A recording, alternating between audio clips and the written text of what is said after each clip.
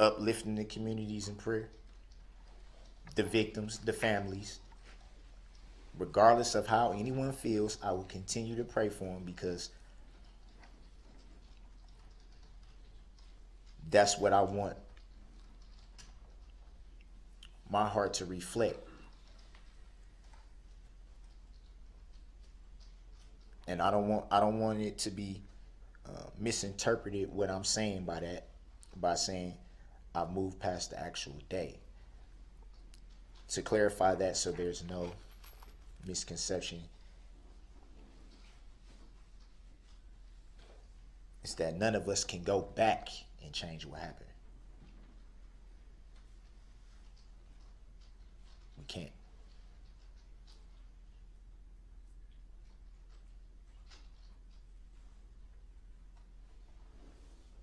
But that doesn't mean that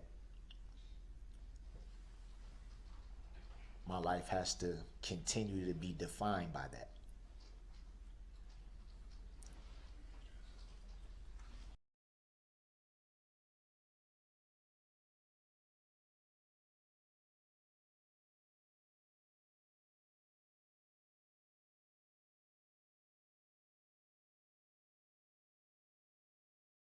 I have Yes, that ma'am. and I've read it. Go ahead. What would you like to tell the court? And thank you for being with us today. Yes, thank you. Good afternoon. I have two things I would like to tell. One is a written statement, Your Honor, and then I have a poem I would like to read after my statement, if that's permissible. Okay, thank you. Thank you. Mental illness affects everyone. It destroys lives, families, and hurts society. For far too long, it's been a dirty little secret in families that no one wants to talk about. Mental illness is the elephant in the room that so many pretend it's not there. People who suffer from it are often shunned by families and friends,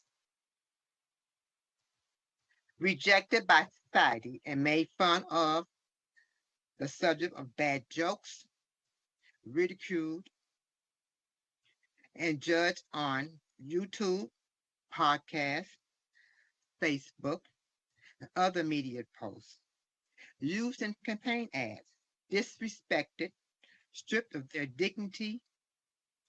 No one cares. No one sees their pain or hears their cries and pleas for help. They are the forgotten ones and viewed by many of not having a place in a society. It is no fault of their own that they have become ill and began to change from the person we all knew. Once viewed as fun, loving, and kind, are now the outcasts of society. We say they're what's wrong with society. They're idiots, unfit. They need to be disposed of, thrown out with the rest of the trash. They serve no purpose. The same my brother's keeper doesn't apply to them. And the Bible in the book of Philippians chapter 2, verse 4, it says, let each of you not look only to his own interests, but also the interests of others. Mental illness caused them to do the unthinkable. They must be punished. Yes, I agree. There should be some accountability to their for their actions. But we also must render help. What good is punishment without correction to prevent the act from happening again? In their cases, or many of their cases, treatment, therapy, medication, hospitals, and institutions that specialize in helping those who suffer with mental illness need to be offered. And I believe these places can help those who suffer become mentally well.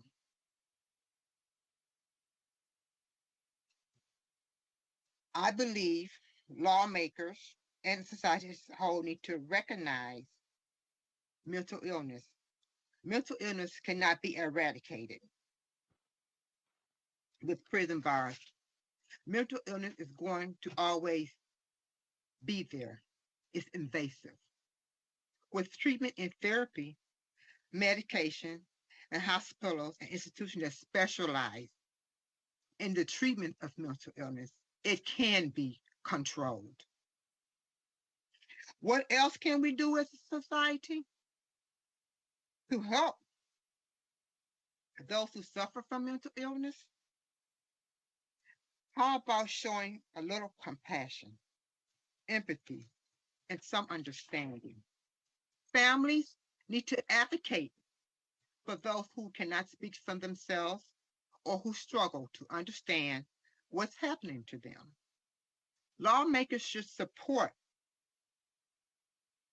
by providing resources to individuals so they can get the help they need. Now, I've been dealing with mental illness for over 30 some odd years. And here's my take on it. And I think I have a little insight on it. From the surface, I believe that treatments need to be offered. I believe that if treatment is offered early when the signs of mental illness first shows and it's addressed and stayed on top of instead of let people lagger and fall through the cracks, just maybe there would be less court cases and less people crying because their loved ones was hurt or was injured or killed because someone of mental illness attacked them. Maybe that needs to be done. Treatment needs to be done early and right away and stayed up on and not let people fall through the crack holes and not be shunned out the door as the same, you don't have a mental illness, you're just a bad person and needs to be locked up. Jail is not the only answer. Help, treatment, hospitalization, and medication, it plays a big role in preventing this where we are today if it would have been offered sooner. Now, I have a poem that I have adopted, not just for my son Darrell, but for all the people who suffer from mental illness. And I let this be my theme and some inspiration. And I hope that Darrell will find strength in this poem. I sent it to him. And it's a poem that was written by the late, great Maya Angelou. I don't know if you're familiar with her writings, but she was a brilliant poet. And she wrote this poem back in 1969 for a totally different reason. It was during the racial injustice era, but I believe it applies to those who suffer from mental illness as well. It's called Caged Bird. A free bird leaps on the back of the wind and floats downstream till the current ends and dips his wing in the orange sun rays and dares to touch the sky. But a caged bird that stalks down his narrow cage can seldom see through his bars of rage. His wings are clipped and his feet are tied, and he opens his throat to sing. The caged bird sings with fearful thrill of things unknown but longed for still, and his tune is heard on the distant hill, for the caged bird sings of freedom. The free bird thinks of another breeze, and the trade winds that when soft winds with soft signs through the trees, and the fat worms waiting on the dawn's bright lawn, and he names the sky his own. But a caged bird stands on the grave of dreams. His shadow shouts on the nightmare scream. Their wings are clipped. Their feet are tied. They open their mouths to sing. The caged bird sings of fearful thrills of things unknown, but long for still. And his tune is heard on a distant hill. The caged birds sing of freedom. Everyone who suffers from mental illness is caged. All they want is to be free of their illness and become mentally well. I believe as a society we have an obligation to help those become mentally well with treatment, medication, hospitalization, or sent to an institution where they can get the intense help. And if they have to stay for the rest of their lives away from society, at least they are getting the help they need to become mentally well. We are our brother's keepers. And I also want to say to the families who lost loved ones that and those who suffered injuries, that I know their pain. And I pray that the Lord would continue to comfort and heal each of them. Thank you for allowing me to speak. Thank you, Ms. Woods, and I should have said this earlier. I have 3 monitors in front of me, and the monitor that I'm pointing at right now is the monitor that the Zoom shows up, so that's why I look like I'm turned away, but I'm actually watching you. Thank you, ma'am. All right, thank you. Thank you. Then I'll turn next to Mary Edwards. If you want to turn your camera on and unmute, and then Ms. Woods, if you would. Yes, ma'am.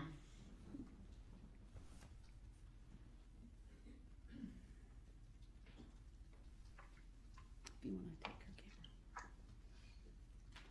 Good afternoon. And I should say for the record that obviously Dawn Woods was the first speaker, and then I have Mary Edwards. If you can let me know who's next to you, please. Oh, there's no one next to me at the moment. Thank you. Okay.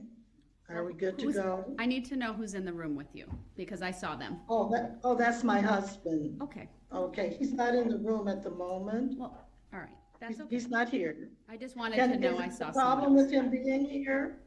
No, he can be there since I know who it is. We'll just. All right, it's my husband is here.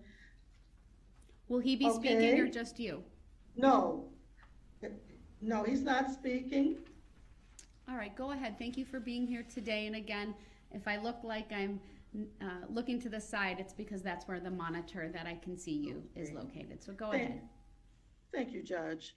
For the record, my name is Dr. Mary Darlene Edwards, and I am not the wicked grandmother of the West. I am the grandmother of Darrell Edward Brooks Jr., and I asked to be here today for 2 reasons.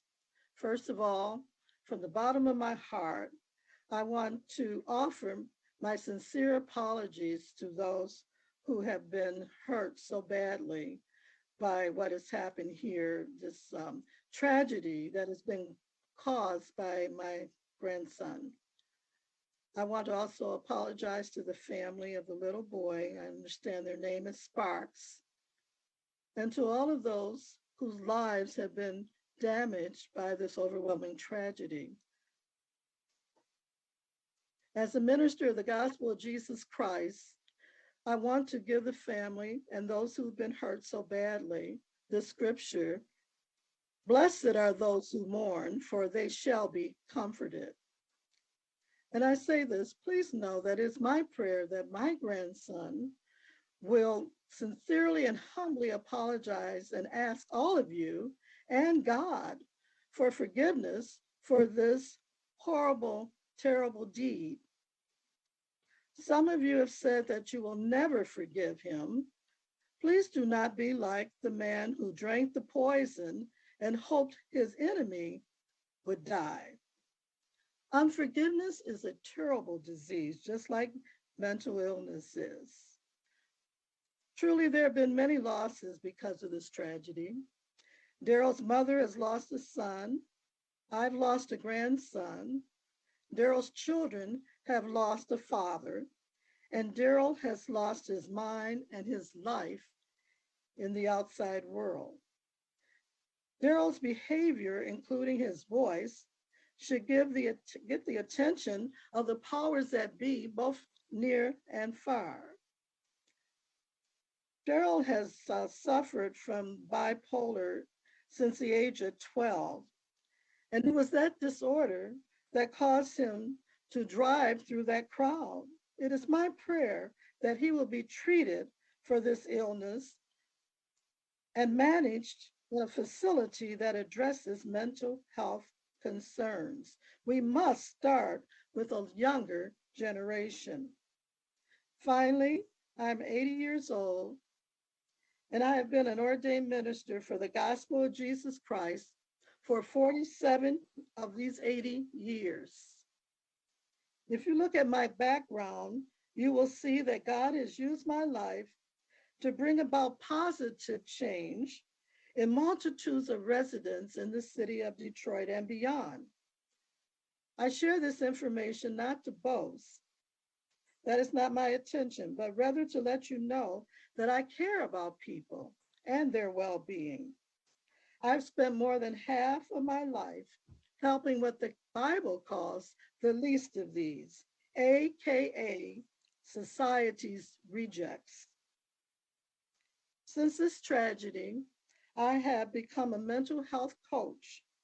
This will help me better understand this horrible disease, which has plagued my family for generations. Presently, there is a church in Detroit that is planning to establish a mental health clinic on the east side of Detroit. Without hesitation, I will support this effort and do everything I can to help those struggling with mental illness. Before I close, I just want to share with you some facts with regard to mental illness. And I got this from the government's mental health website. There's a myth that said mental health problems don't affect me. Many people don't feel like it affects them. That's a myth. It affects everyone. It's a common problem. In 2020, and listen to this, 1 in 5 American adults experience a mental health issue. 1 in 6 young people experience a major depression episode. 1 in 20 Americans lived with a serious mental illness, such as schizophrenia, bipolar disease, or major depression. Suicide is a leading cause of death in the United States. In fact, it was the second leading cause of death for people ages 10 to 24. It accounted for the loss of more than 45,979 Americans in 2020. That's nearly double the number of lives lost to homicide. As a result of this great tragedy, I'm dedicated to living the next chapter of my life with a mental health awareness campaign. I have faith to believe that God will hear the voices of all of those impacted by this horrible disease, as well as the cries of the mentally ill. I thank you for this opportunity to share with you from the bottom of my heart, and my prayers will continue on for those who have been affected. God bless you all. Thank you, Ms. Edwards.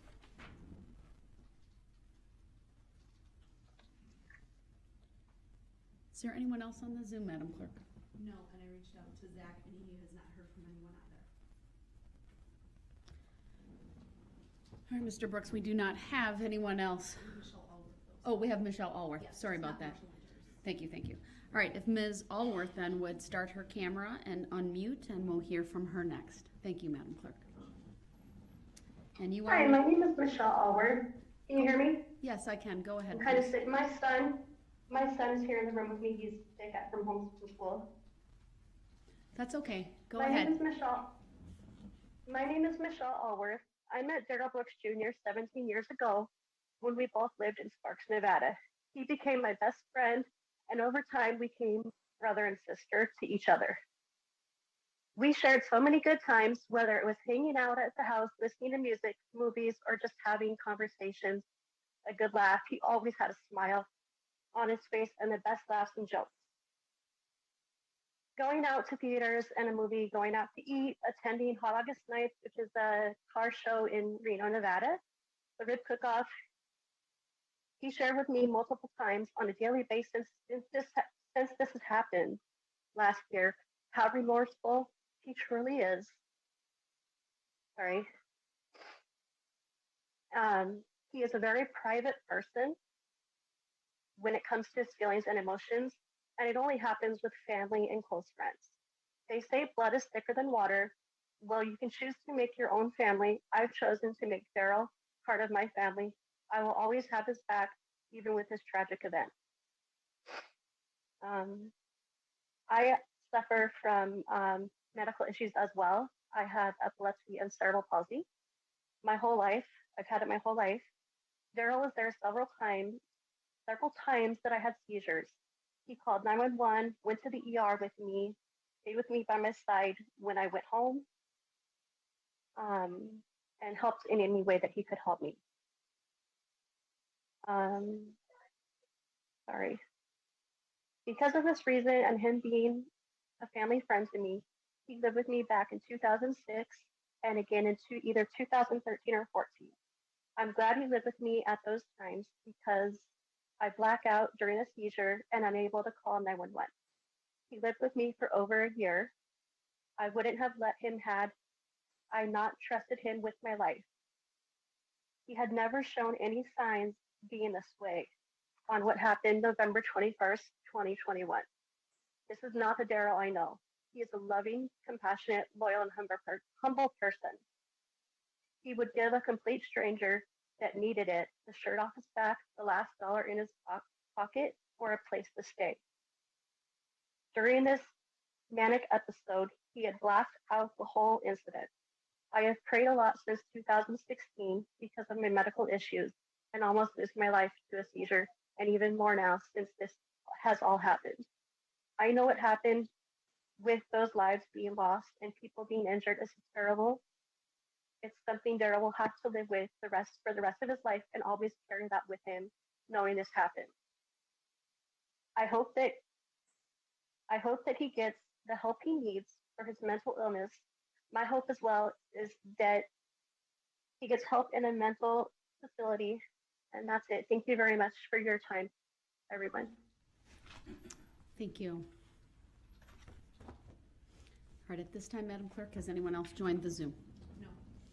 All right, then at this time, the court will close the Zoom. The proceedings are being live streamed and family and friends can watch that way as well.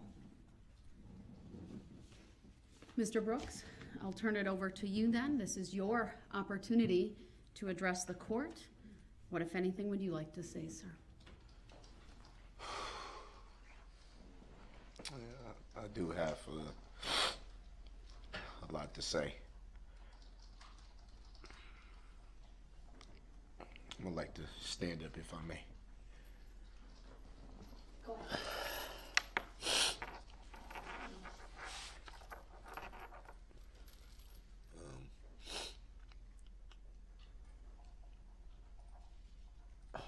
It's emotional. I apologize for taking so long.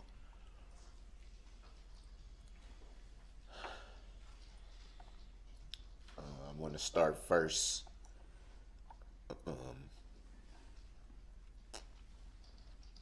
By giving glory to God.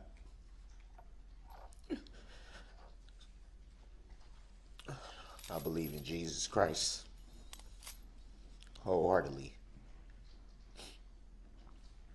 I believe that Jesus Christ is the Son of God. I believe that he was sent here by the Father to die for all of our sins, everybody. Everybody in this courtroom today, everyone walking this planet mostly for those of us who will believe. I believe that he was crucified on the cross at Calvary. And he shed his blood on that cross. And he died. And he was buried. And that he rose again after 3 days to glory. Took his glorious place at the right hand of the Father. The Bible says that he was exalted, given a name that is above all names, so that at the name of Jesus, every knee shall bow in heaven, on earth, and under the earth, and every tongue shall confess that Jesus is Lord, to the glory of God the Father. And it's not just something that I was taught by my family. It's something I believe in my heart.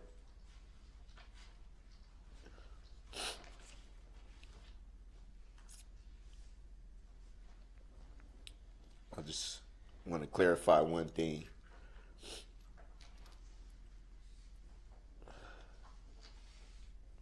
A lot of references was made to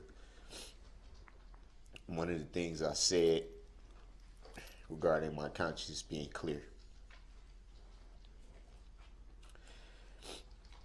And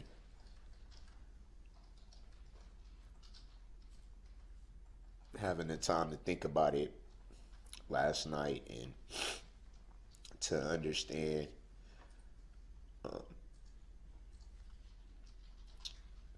that the victims have the right to feel how they want to feel. They have the right to their opinions, and understanding that there's a lot of emotion, pain, frustration, anger, hatred, a lot of emotions. But I don't want that comment to be twisted. I don't want that comment to become another narrative that's ran with and taken out of context. That comment was made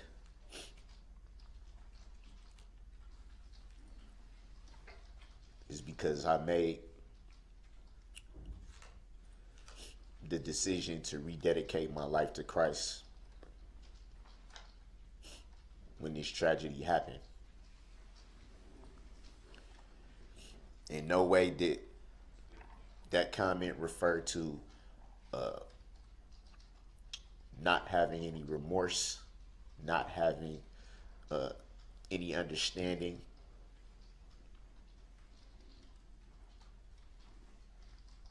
It was strictly made to that point that I have repented, that I have asked God for forgiveness, that I have sent many prayers up.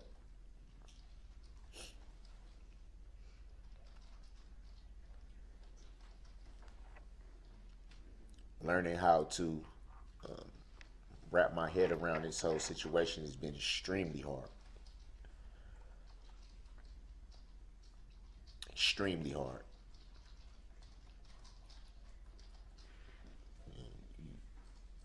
You get minimal time to reflect in a place like this. But one of those minimal times that you get to reflect in a place like this is when you're alone in your cell. When it's just you and the walls.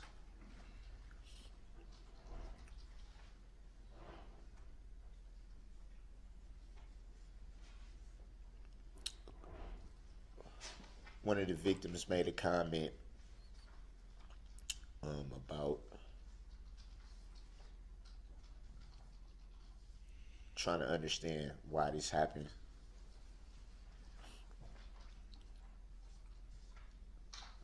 That's a question I struggle with myself. The why, the how.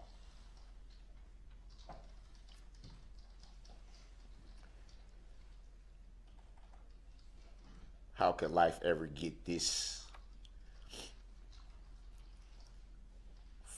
far away from what it should be?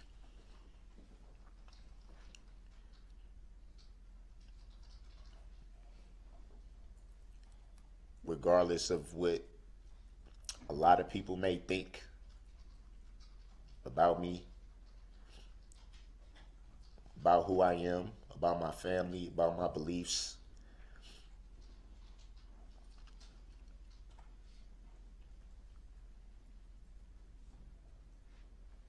I know who I am.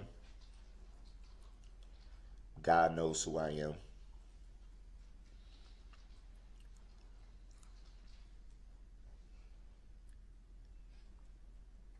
And I don't have any words of anger, any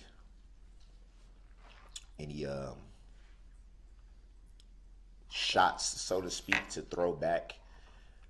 As I said before, I had to look inside myself and understand why the comments was being made, why people feel the way they feel, and they have the right to.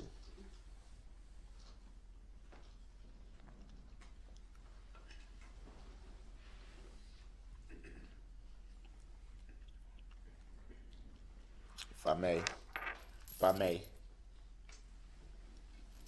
You just need to turn forward, sir. I don't know that they're ready for that yet. respect it. I think it's important to state why I did want to turn. Comment was made about this mask. It's something that I've worn the whole year of this incident.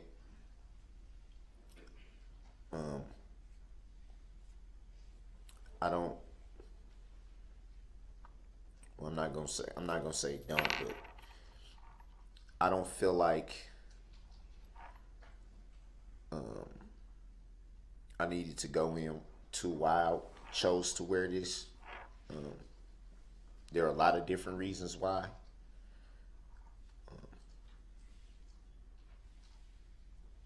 But it definitely has nothing to do with hiding anything.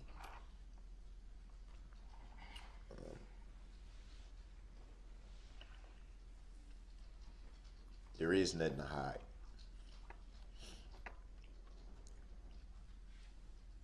When you're on TV every day,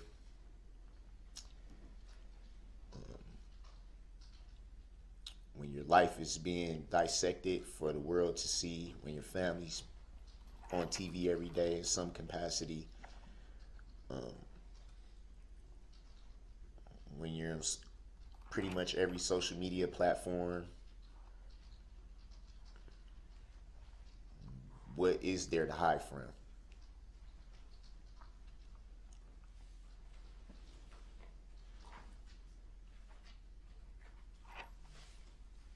I want each and every victim in this incident, family members, those who lost loved ones, those who are still healing. I want you to know that no matter how you felt during this year, no matter how you felt yesterday, I want everyone to know, also the community of Waukesha,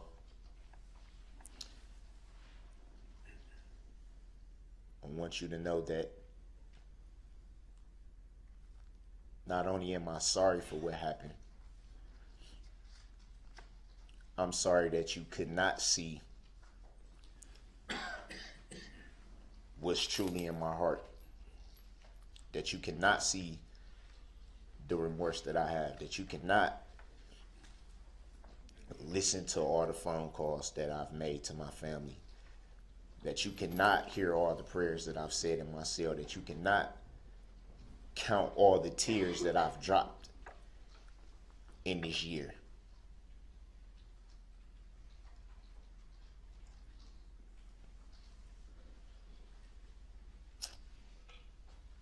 The truth is hard a lot of times.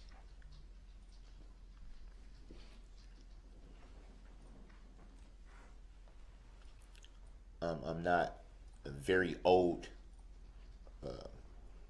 by age standards, but I've been alive long enough to understand that a lot of people are comfortable with hearing what they want to hear, being told what they want to be told.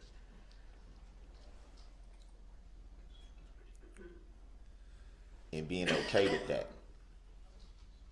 It's easy to accept what's on the surface. It's easy to accept what's being put out there. It's harder to pull back the veil. It's harder to look deeper than the surface.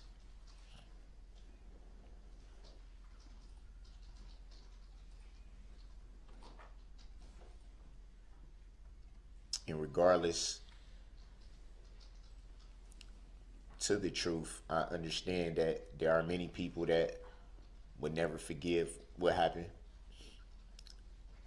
I have to be okay with that. And I hold no ill will towards them for that.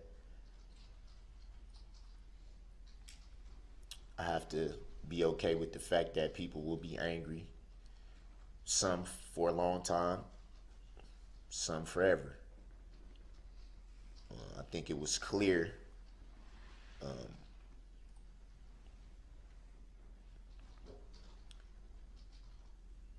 with respects to how I'm viewed.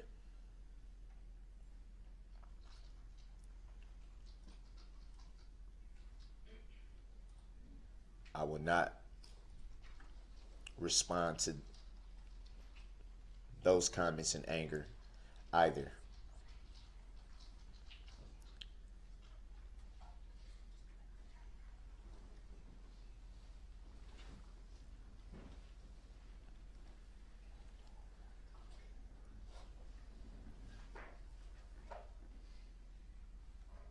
I want to also say that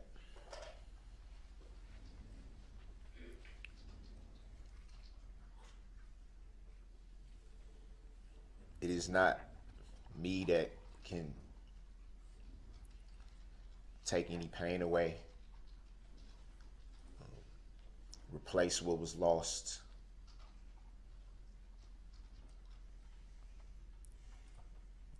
Give back joy, happiness. There's so many other things that was lost that day.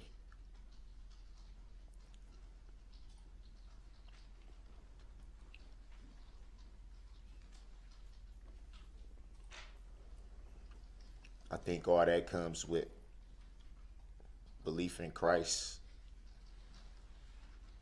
I believe that all that comes with time. It's a process.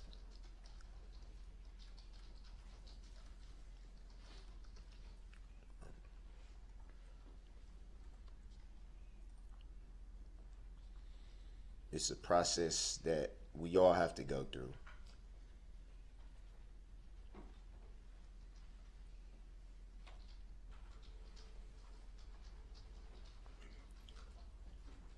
I noticed a lot of things that that I've said over the duration of this trial were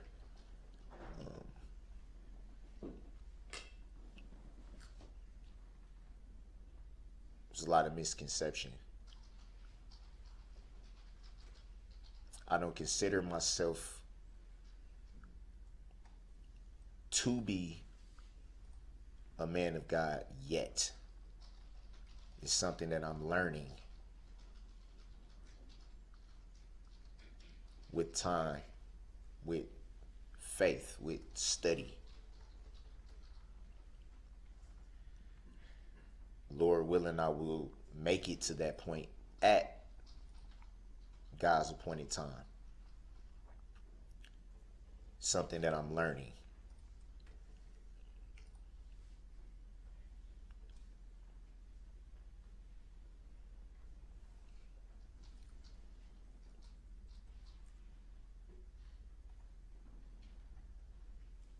For anyone that doesn't think that I've spent time in the scriptures even before this, you're mistaken. Passages were quoted from Romans 6:23 in particular. The wages of sin is death. The wages of sin is death. That's Romans 6:23. It's a verse I'm very familiar with and I've read numerous times. Countless other passages are all passages that I'm familiar with. But the thing about scripture is not only studying and reading it, it's about applying it to your life, applying it. It's not about just reading it or being able to quote it. It's about living it.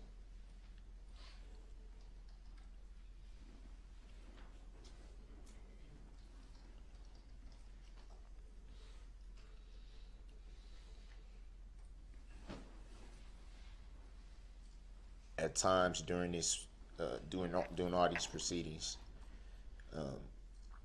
mostly trial,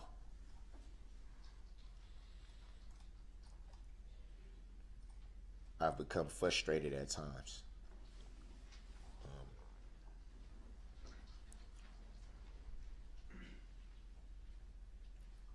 I want you, Your Honor, to know, I want the entire court to know that regardless to what you may think about those particular incidents, they were not personal.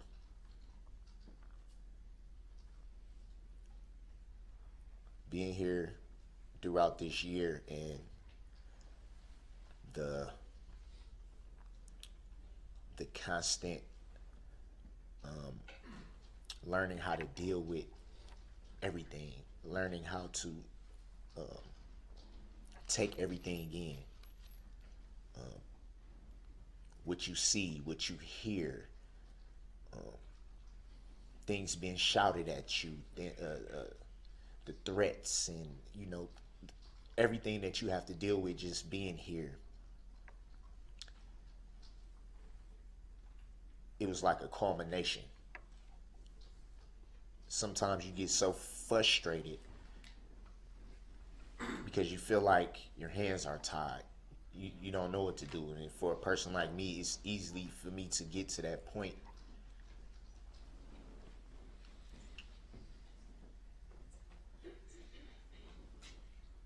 And so they would come out in frustration. I take responsibility for that and apologize to you, Your Honor, in the court. Nothing about it was personal.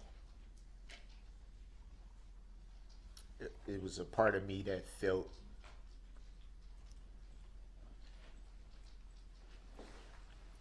that I haven't been able to defend myself.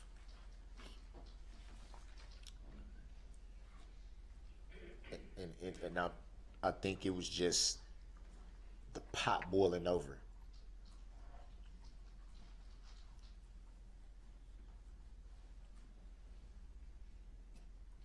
I was wrong for not being able to control myself the times that I wasn't me.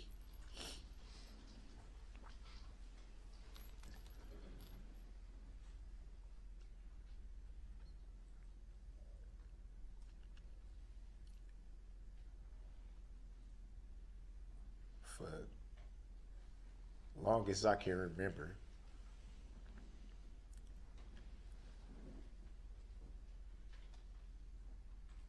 I've dealt with a lot of issues.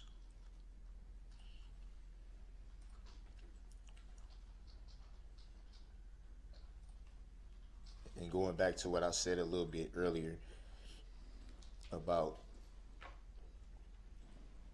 what people see on the surface,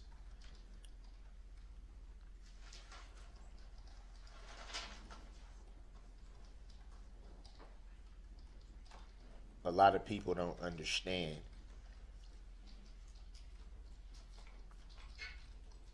what it is to battle mental health issues. Not just that, but the difficulties of life in general.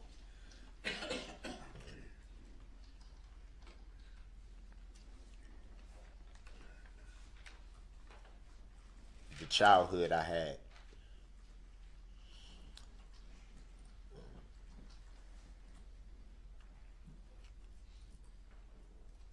Not having a father, having to see my mom sometimes work 2 and 3 jobs just to be able to support us.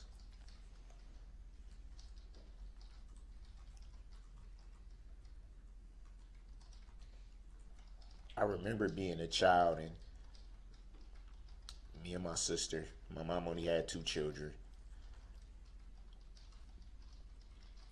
My sisters passed away.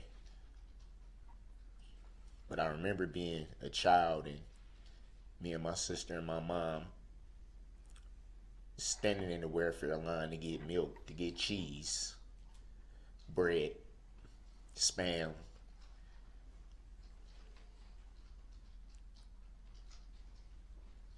And when you're a kid, you don't understand that. You think it's normal.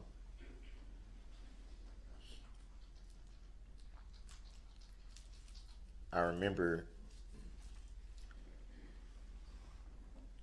living in apartment buildings infested with rodents and bugs.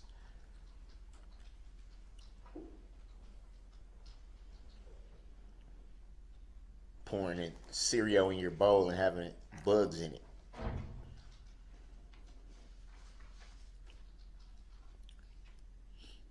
A lot of people weren't raised like that, so it would be hard for them to pull back that veil and understand that.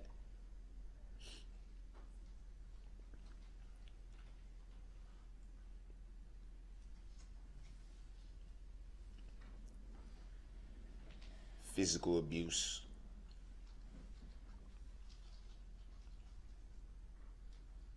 by the people that are supposed to love you.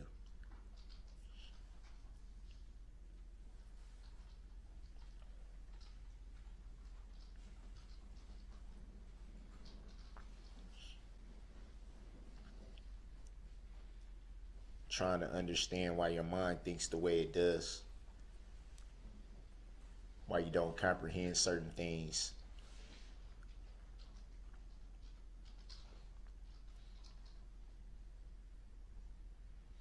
Why no one can provide the answers that you want.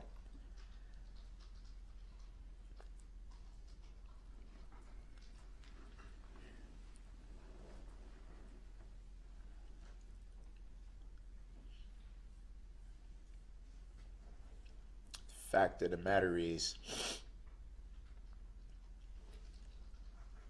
I have at times been medicated.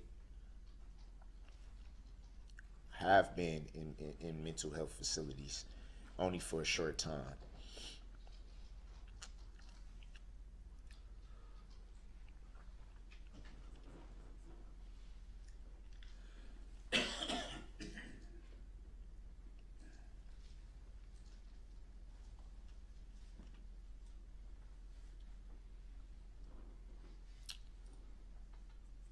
I can honestly say that life was better.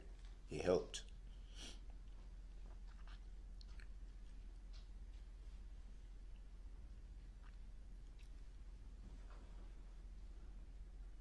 I think when you're going through something mentally that you don't understand, it always helps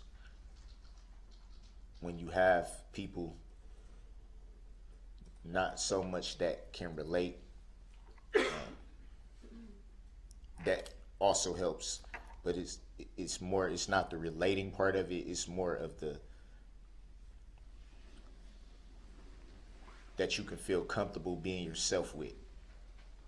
Someone to listen, someone to tell you that, hey, it's all right. You can't let your guard down.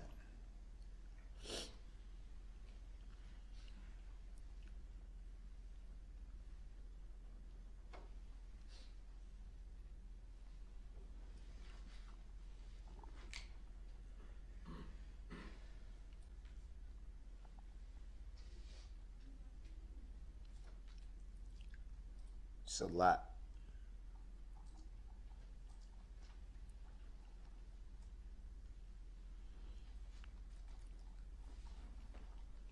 It's a lot.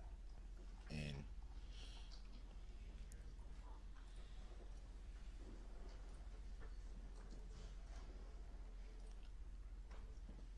back to what I said about truth.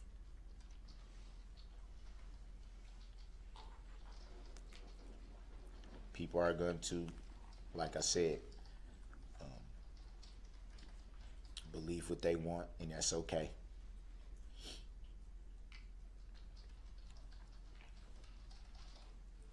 But this needs to be said.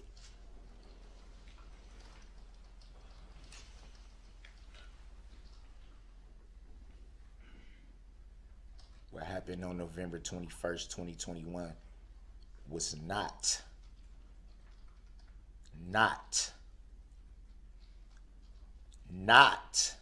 an attack.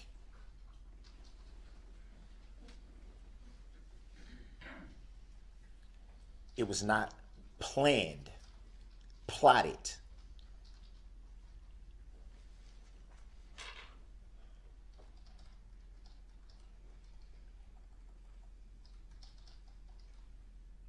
When you constantly hear that perpetuated, constantly pushed, constantly pushed, constantly pushed,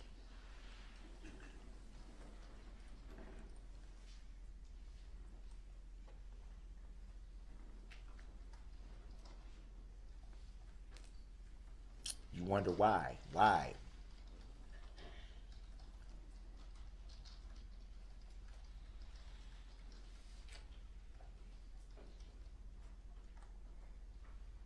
This was not an attack.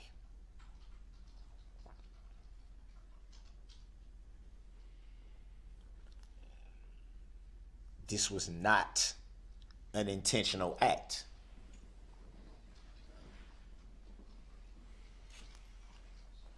No matter how many times you say it over and over,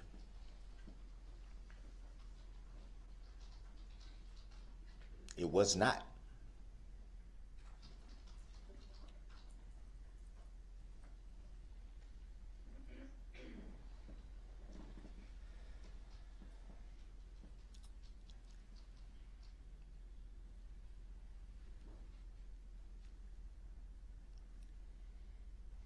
I have a lot of, and this has nothing to do with the victims, the families of the victims.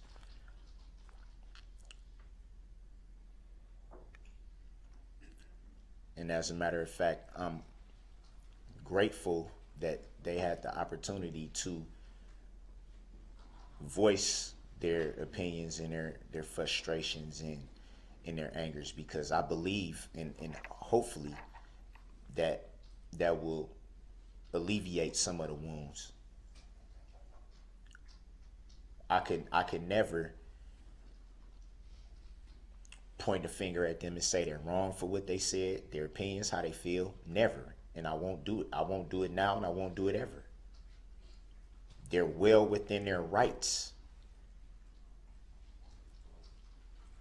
to feel how they feel.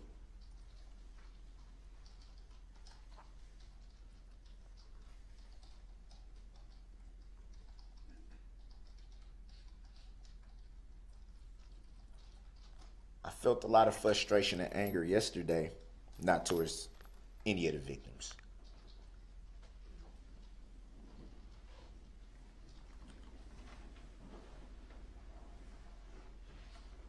It was towards Miss Susan L. Opera. And I won't even throw shots back at her. Again, I choose to take the high road.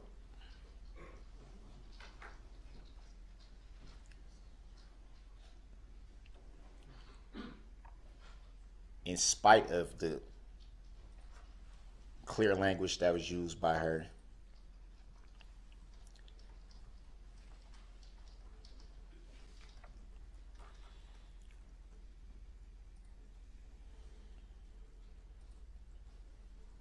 I'm not gonna fire back. I'm not gonna do that. Am I angry? Hell yeah. Hell yeah. But so what?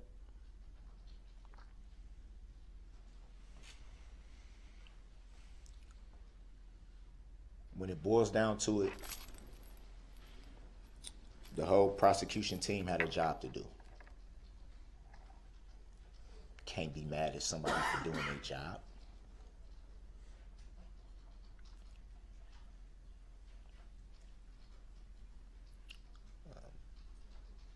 Attorney Basie, Attorney Witchow, I respect you guys. Regardless of what you may feel about me, I respect you guys. I really do.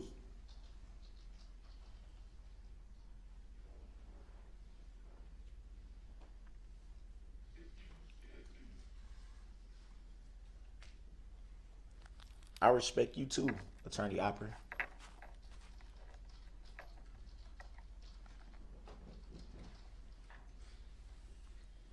The difference between all you guys is, you, Attorney Opera, I don't respect how you did your job. And I never will.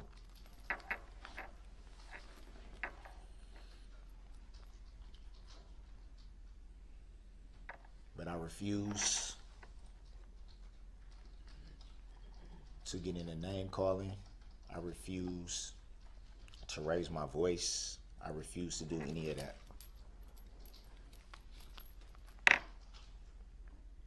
And I realized that last night. The part of me that I don't understand why it goes the way it goes had every intention to come in here and lay into you.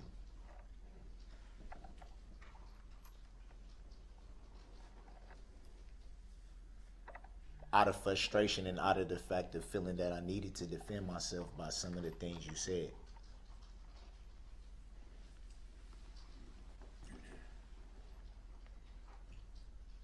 How you had the audacity to speak on situations that had nothing to do with this tragedy, as if you were there, as if you had intimate details, as if you knew everything that led up to those allegations.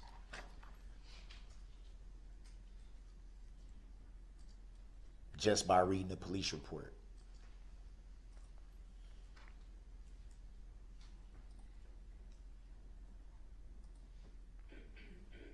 I think every situation is unique in its own way. It all has different circumstances that leads to ultimately what ends up happening.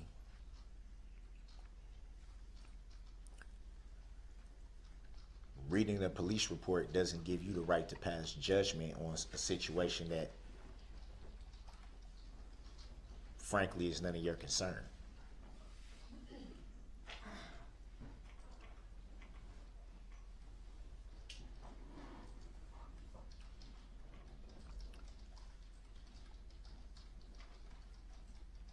honestly, you would think for someone that's been doing your job as long as you have, you would think you would understand that.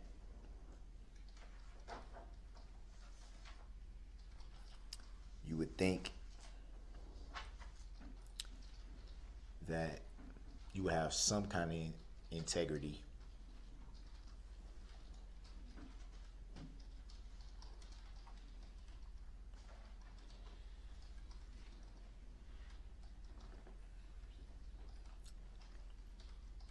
Even with that,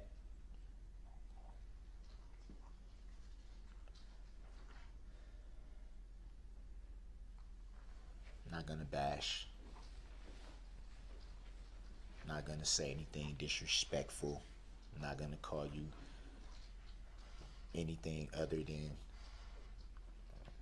your God-given name.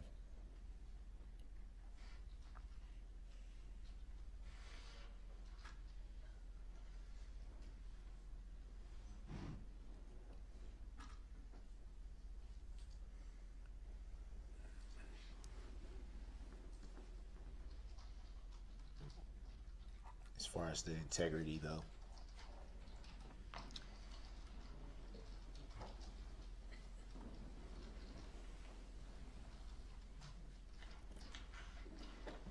I won't ever be able to wrap my head around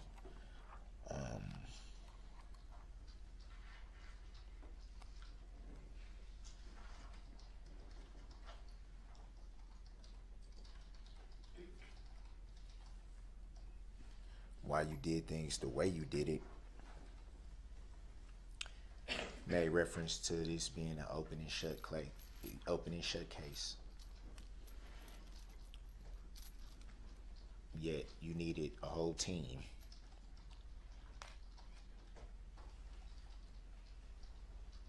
to prosecute an open and shut case, as you say. And again, no disrespect to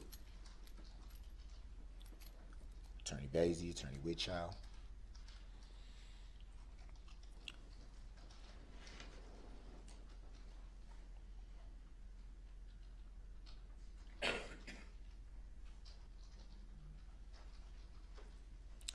I feel like they was the reasons why your case had any strong points, not from you.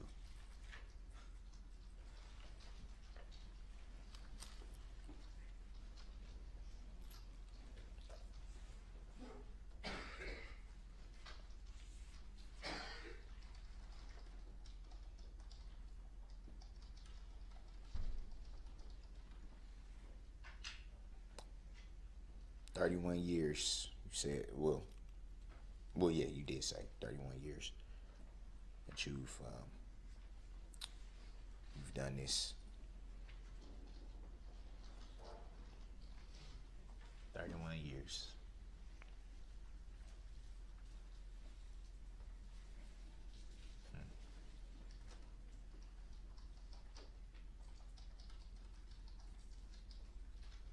I don't believe you're that bright.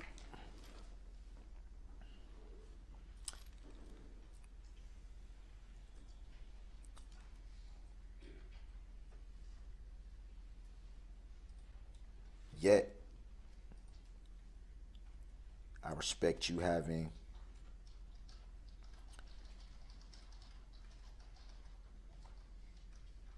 the resolve to take on something of this magnitude for this community. Can't do nothing but respect that.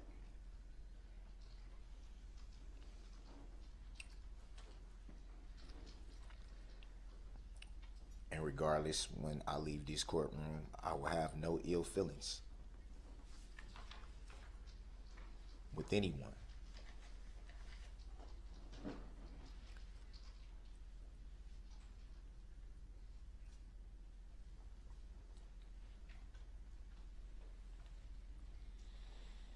I know this is being live streamed. I believe even in other countries. I've gotten some mail from Germany, Belgium, a lot of it hate mail, which doesn't. I stopped reading it months ago, so it doesn't really affect me. It's irrelevant. I do want to say something to everybody watching, as far as those who take the time, spend the energy and money to write and spew hate, not just against myself, but my family, my children.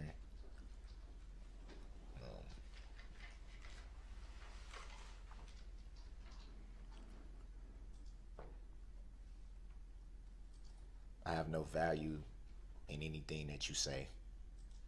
It doesn't bother me. It doesn't affect me. Keep up the bad work.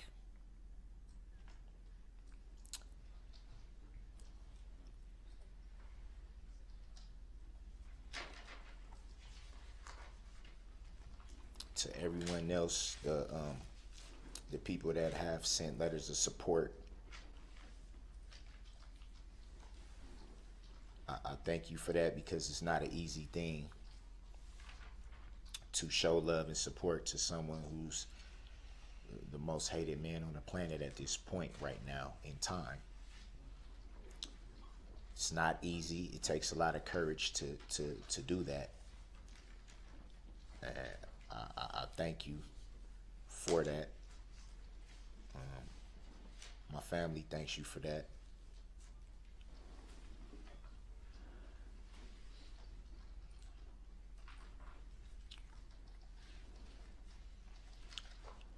I want to say to the mother of my children, the mothers, excuse me, of my children,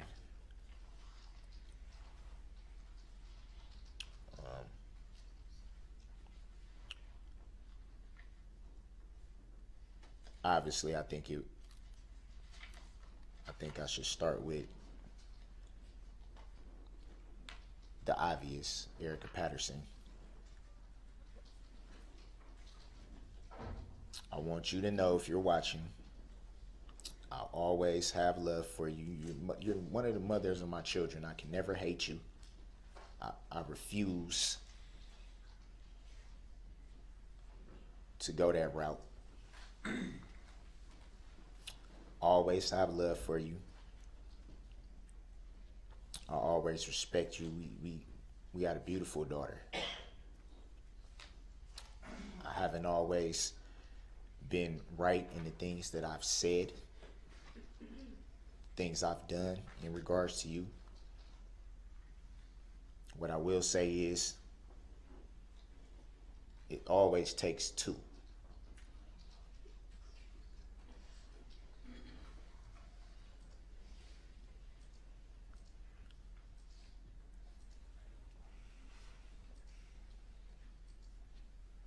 I pray that at some point you will reconcile with your children, and that you remember who I am here in my heart. That you remember that. My oldest son, who's an adult, his mother, beautiful, beautiful spirit.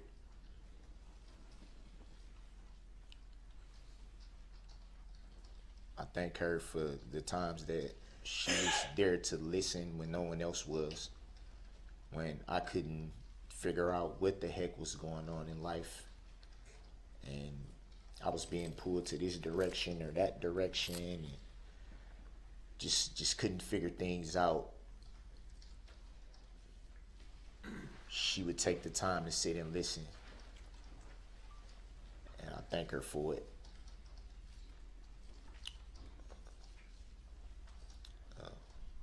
Times where I had nowhere to go, she would find me in the back of abandoned cars or trucks or something of that nature, and she would do things to help. You know, it's a lot of people, a lot of good people out there in the world still. She's one of them. I thank you, Angel. That's her name too, by the way, Angel.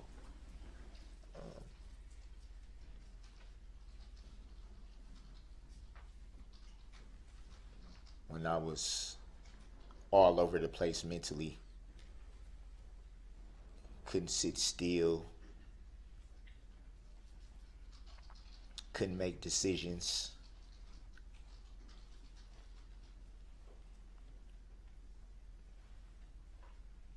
Trying to figure out how life would go being young parents, the both of us.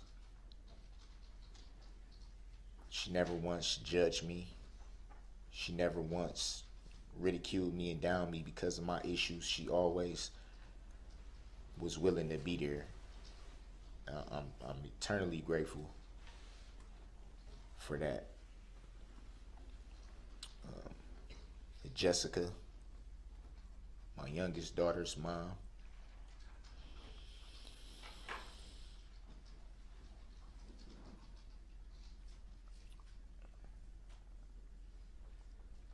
I believe it's a reason why God puts anyone in your life at the time that he does.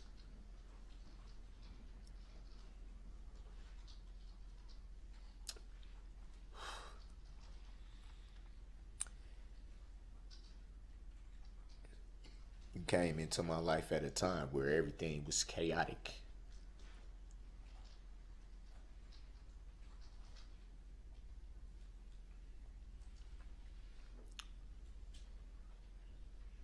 I didn't have a clue how to even begin to put one foot in front of the other.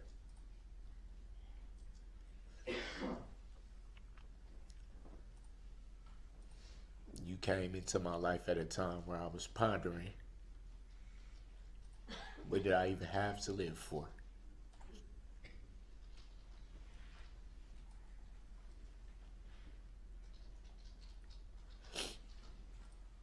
And in the midst of that, you gave me my daughter, my baby girl.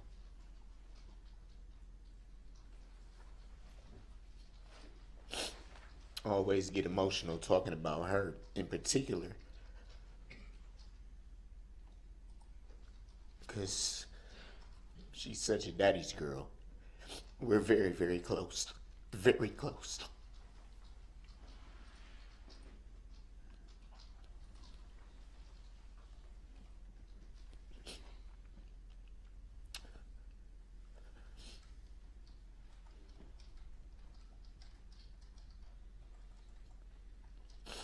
I felt like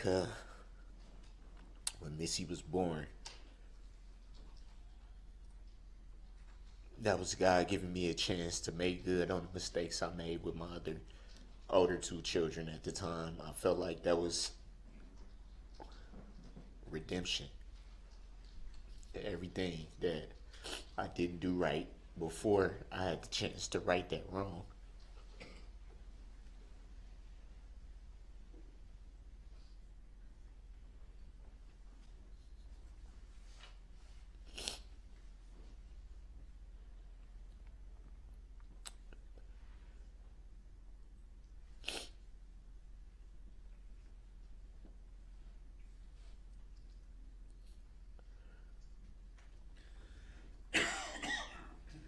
She's probably the single-handed reason why I'm even still breathing.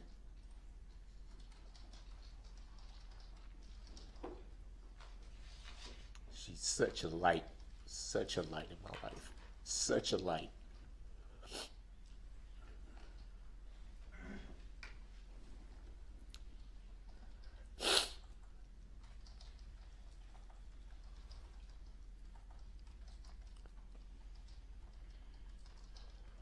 She doesn't even understand the extent of everything that's going on.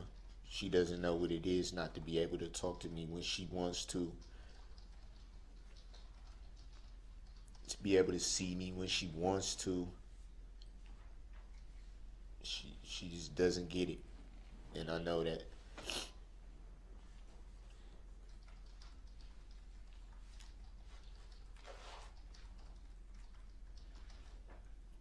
And I'm mindful that there are people in this community that feel the same exact way.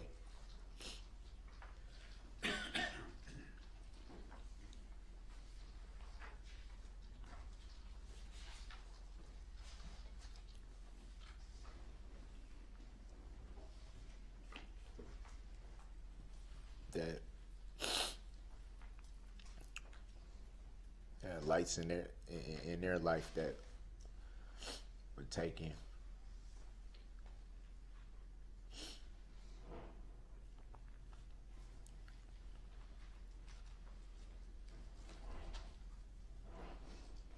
So without being insensitive to that, I'll move past that. I just want to tell my baby girl that I love her. I love you, Missy.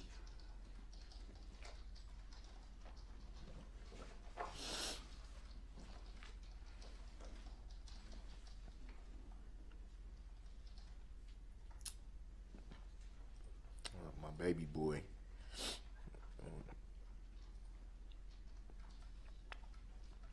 Was born in June, during the time that I've been here.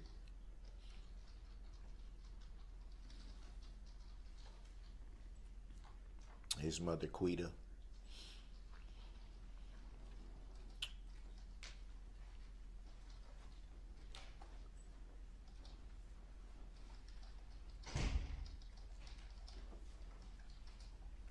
I regret not being able to be there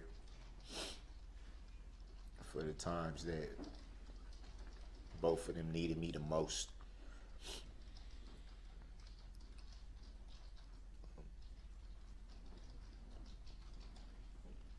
It's not an easy thing for a woman to go through a pregnancy with virtually no help.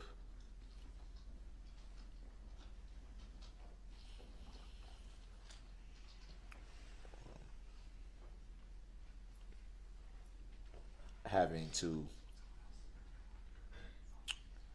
move residencies because of this tragedy, not feeling safe while she was pregnant, not feeling safe, receiving threats, things like that. And I wasn't there.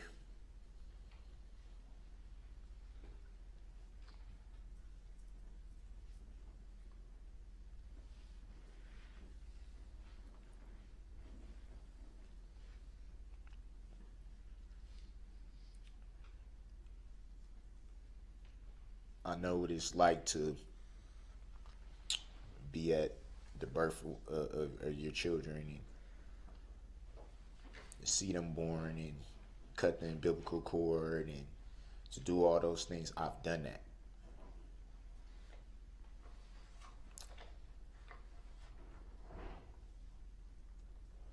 And to not be able to do it for her and for him.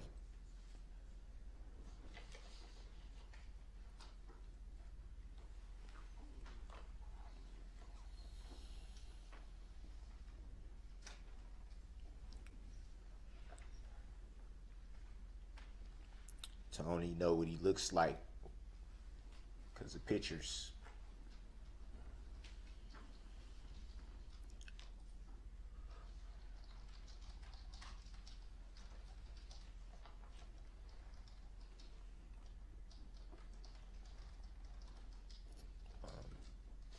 For her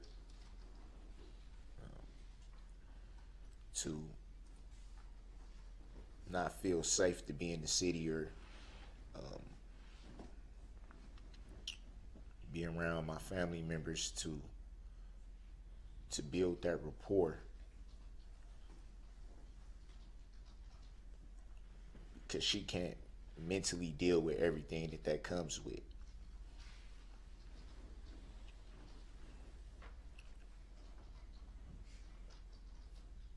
And for me to not be able to help her, for me to not have any words to uplift her,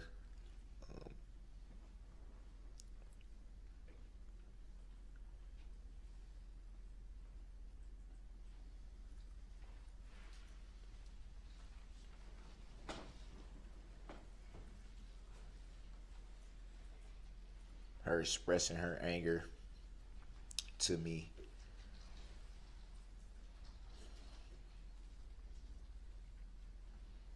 not knowing how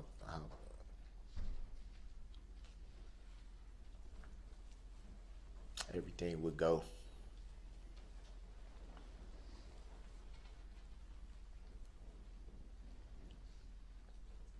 It's hurtful.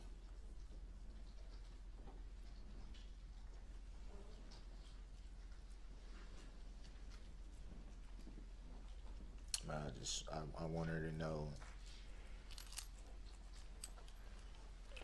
I believe God has a plan for everything, and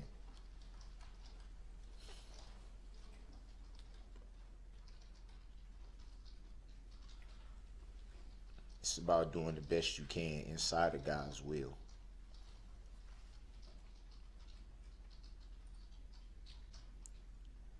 Say what you want about me. I'm not gonna walk away from my children. I refuse to walk away from my children.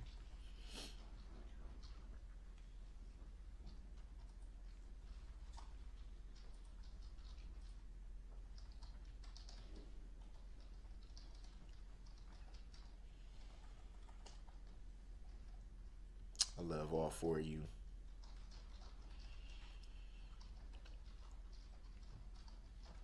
And that won't stop for nothing, no matter what.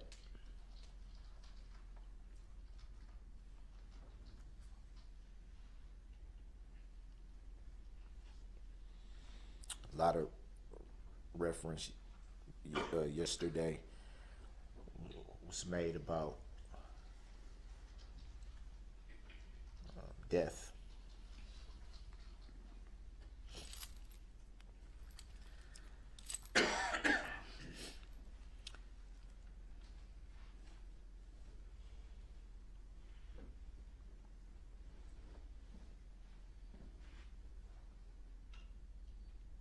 In reference to opinions towards myself.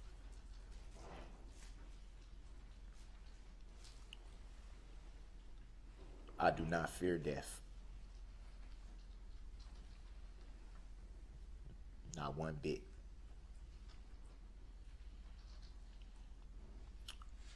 I do not fear death because I'm in Christ.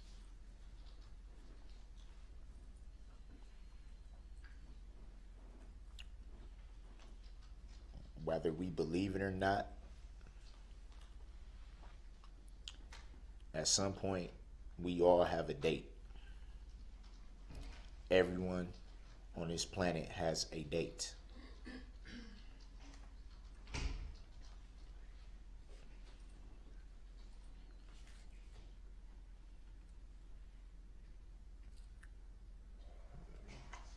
In the word, it says that it is appointed to man once to die.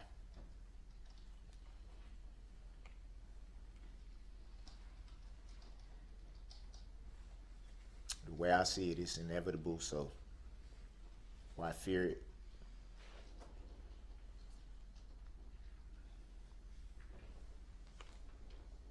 I'm 1,000,000% confident in where I'm going when this is all over. 1,000,000% confident. Regardless of what anyone thinks or says, I'm 1,000,000% confident in where I'm going.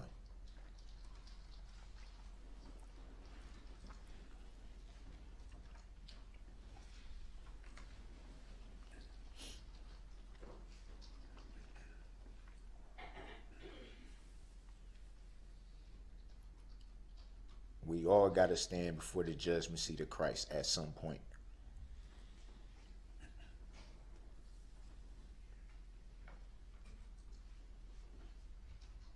All of us. Nobody's any better than the next person.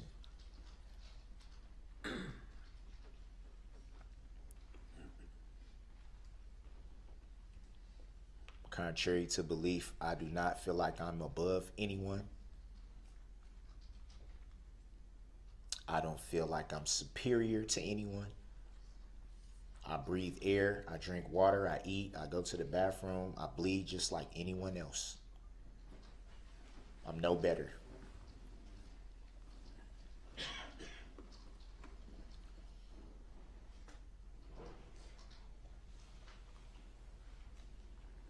I'm a human being. I'm not a monster.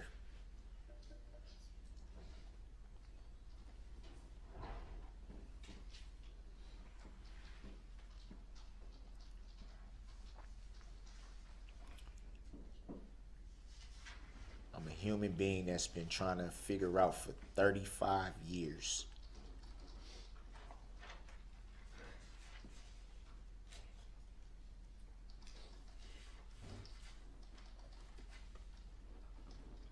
Questions that I've never got the answer to.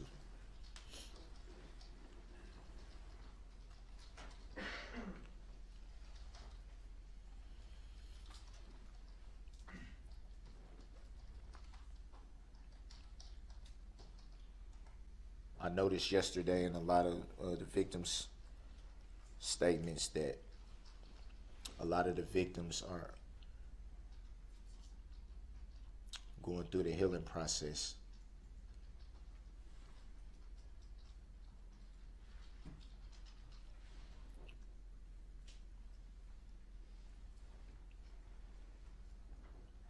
Believe it or not, I've prayed for all victims, family members for a year now to be able to make it through that process. But it is a process. It won't happen overnight.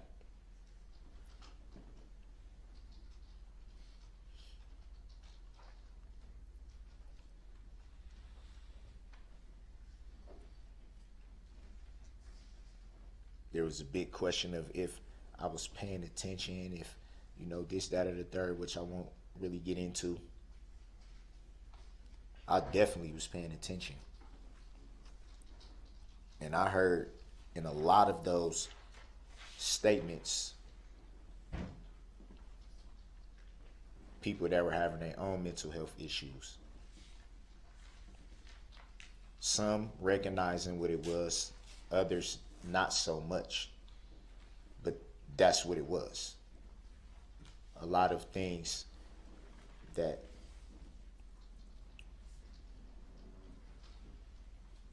you just can't quite wrap your head around.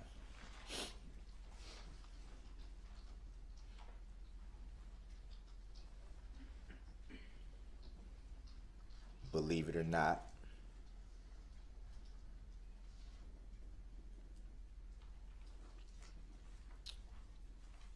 you were talking to someone that's dealt with those same types of questions for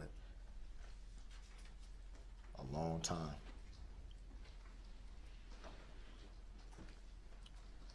Questioning life itself.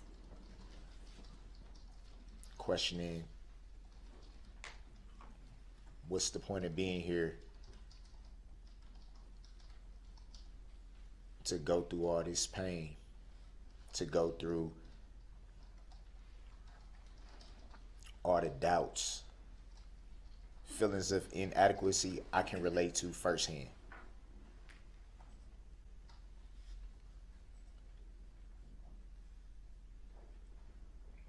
Being made fun of, being joked about, being jeered at, being bullied. Growing up, I can relate to all of that because I've been through it.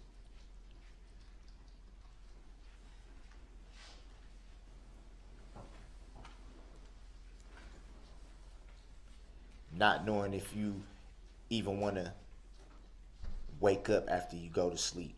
I've been through that.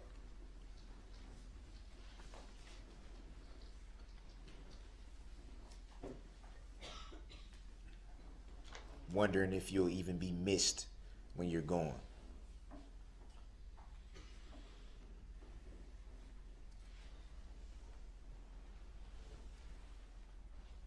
The weirdest hours of the morning, just sitting up and just finding something to stare at.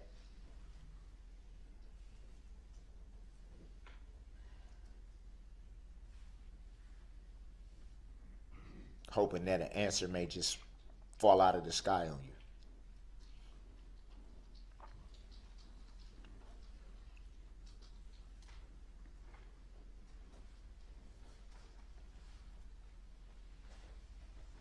Me, myself, like I said, raised Christian, but it's been so many times through the years that I've doubted God. It's time. I think everyone in this room can say that. If you believe, you've doubted, you've questioned, you've wondered.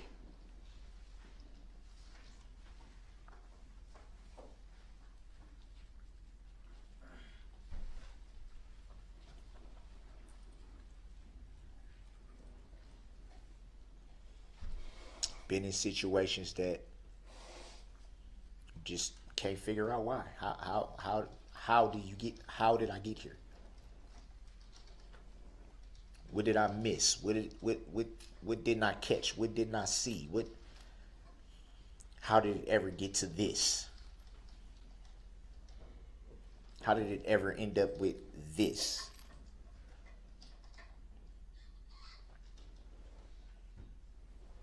At some point we've all been in that position. Obviously, in my shoes, it's a little different.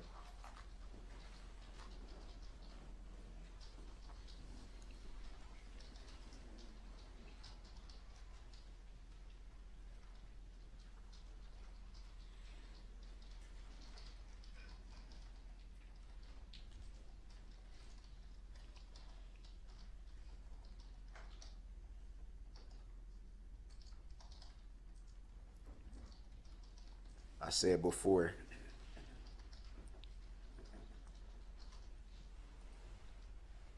for the people that don't have any understanding, I can't sit here and be what people want me to be. We're all individuals. We all have our own ways of looking at things, and we all have our own personalities or whatnot. That's what makes us unique, is our individualism. How one person may react to something, another person may feel the same exact way, but probably not react the same way. People can agree on certain things and still have a different approach.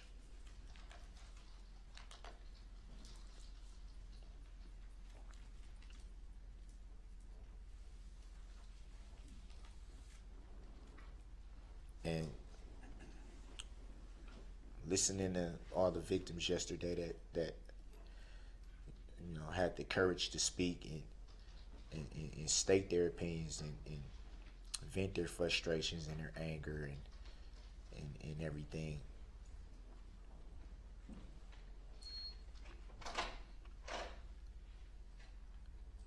I heard a lot of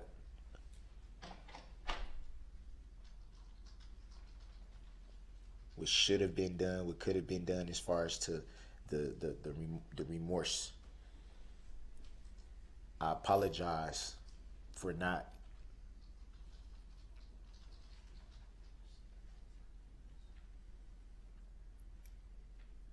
showing people what they wanted to see. I just ask that there be understanding to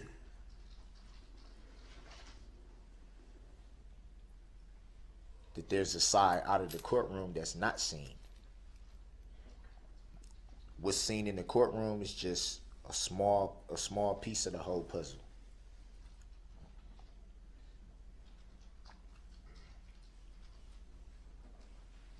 Just a fraction.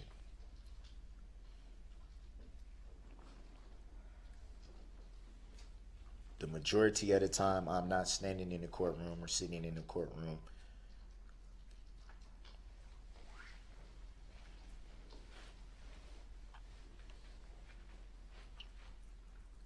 It's not a day. It's not an hour that goes by that I haven't thought about what's happened. That I haven't tried to wrap my head around how something like this could happen.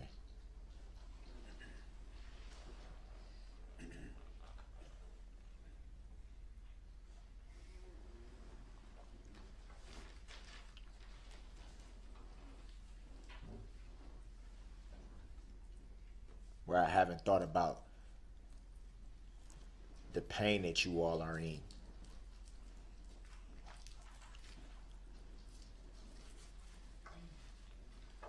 What was lost and in the fashion that it was lost. Contrary to what people may think.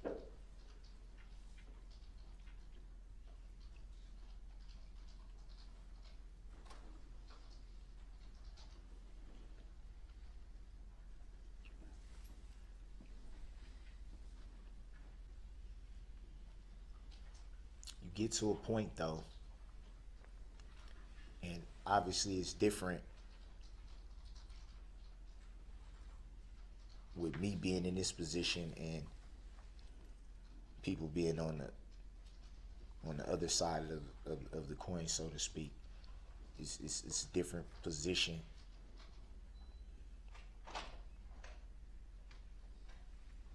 On my end, you get to a point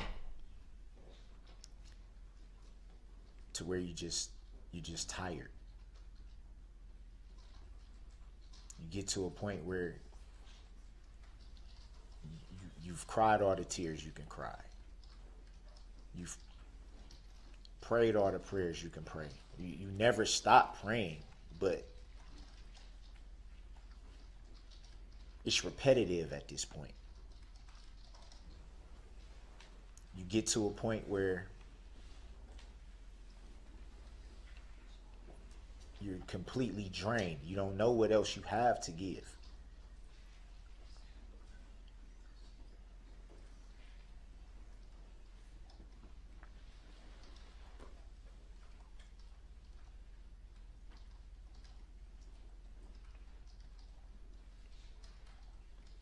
There was many court dates in the beginning of all these proceedings that I wasn't even sure if I can even come in the courtroom without breaking down.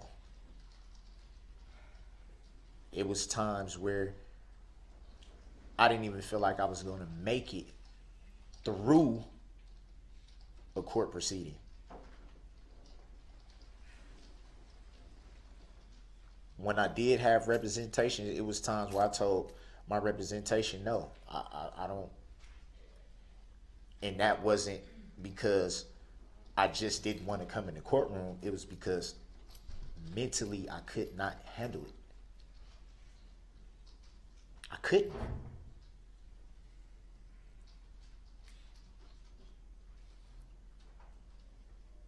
Having to be prepped for everything that I was gonna walk into. Them telling me, you know, it's gonna be this kind of atmosphere and expect this and it's just like, wow.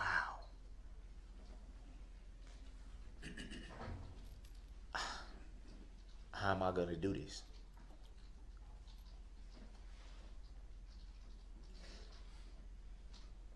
I want everyone to know, though, when you walk out of the courtroom and the cameras aren't rolling anymore, you don't have the world looking at you anymore.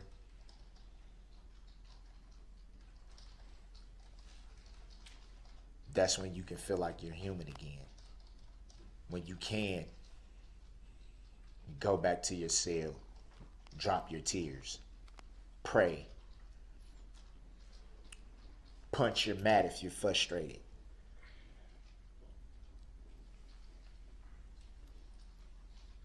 Sleep it off. Whatever you may choose to do.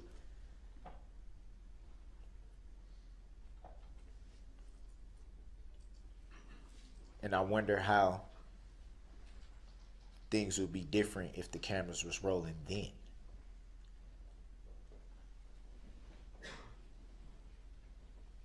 When we remove all this courtroom, how would it be then?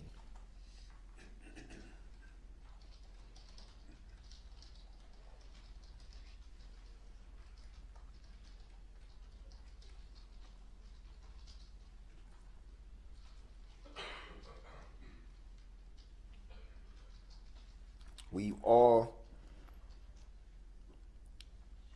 done things in our life that we regret, that we're not proud of.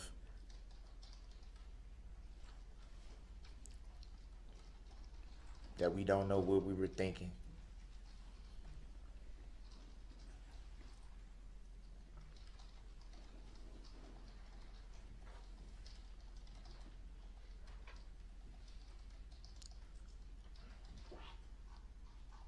That's been like a roller coaster for me in this year, a roller coaster. And obviously, just everyday life, some days are better than others. That's just life in general. Some days are just better than other days.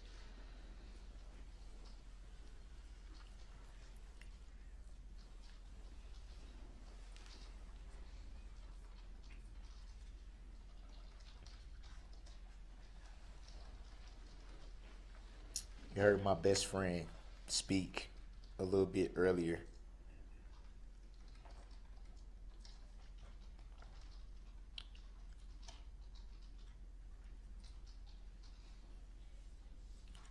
About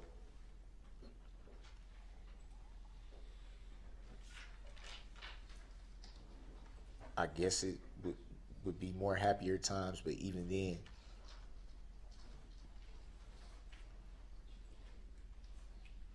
you put on a smile to hide the pain.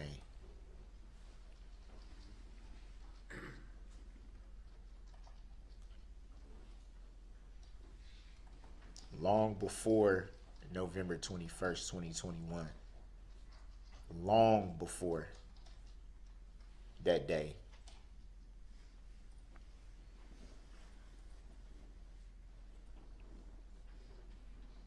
I was struggling. Long before.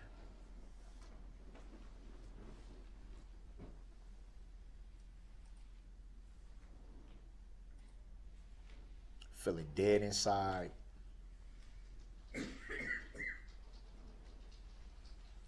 Then feeling hopeful. Then feeling depressed. Then feeling happy. Then feeling upset. Just up and down, up and down, up and down, up and down, up and down.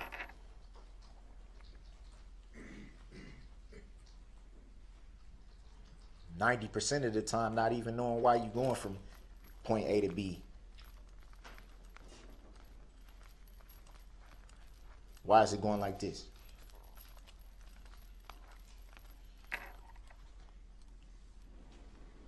So I think you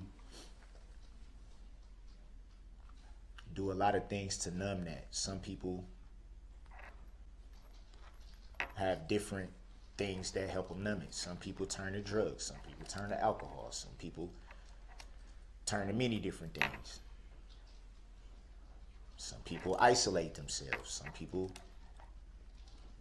However, however you deal with it, it's how you deal with it. At that point in my life, I chose to put up a front. If no one seen me for how I truly felt, then there would be no questions. You see someone and they always have an upbeat appearance, or seem to be smiling, or seem to be in a joyful mood. There's no reason to like what is there a question?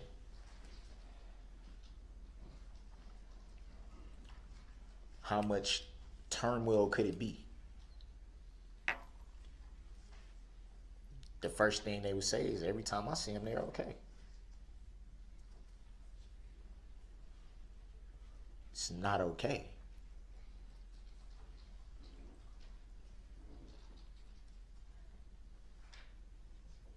It's not.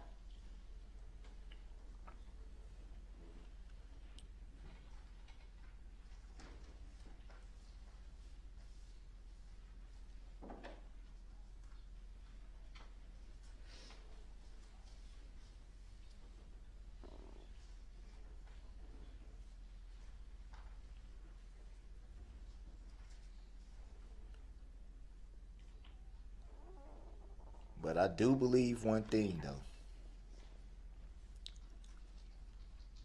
As long as you have breath in your body,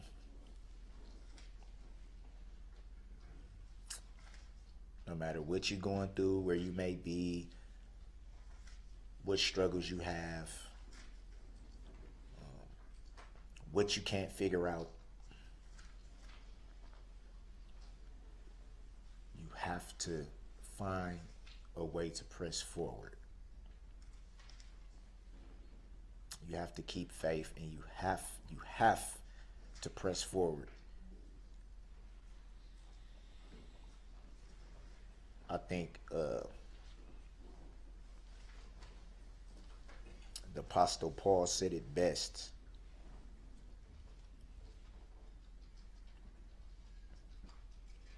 Apostle Paul said it best when he said,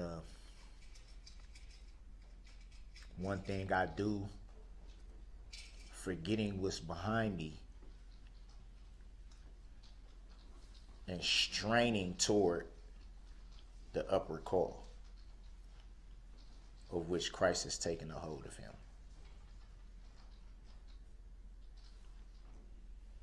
Straining forward, which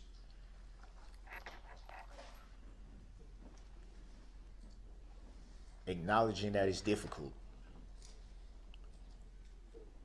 acknowledging that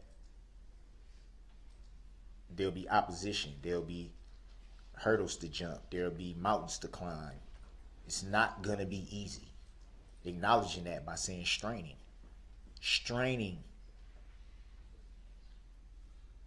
to move forward.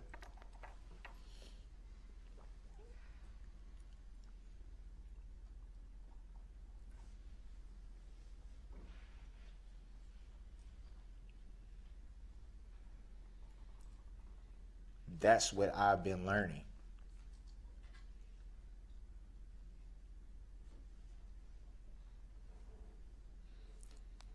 Is it frustrating that sometimes people mistake that for not caring? Yeah. It's very frustrating.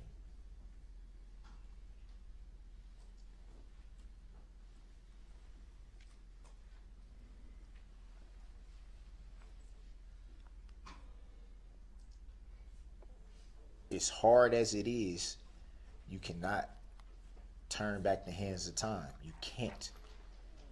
As much as I wish I had the power to do that, I can't.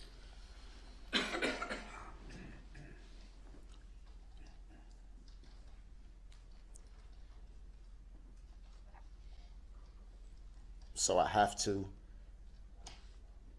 look at life going forward, not backward. I have to look at reality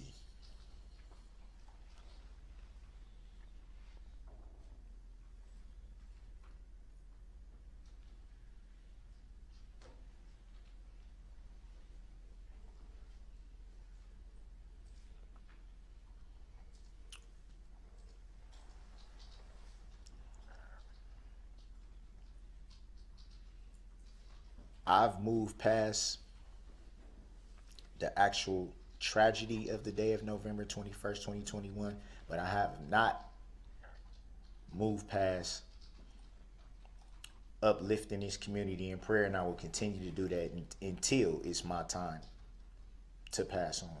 I won't stop uplifting the communities in prayer, the victims, the families.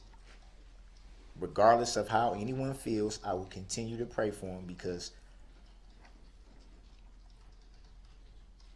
that's what I want my heart to reflect. And I don't want it to be misinterpreted what I'm saying by that, by saying I've moved past the actual day. To clarify that so there's no misconception, it's that none of us can go back and change what happened. We can't.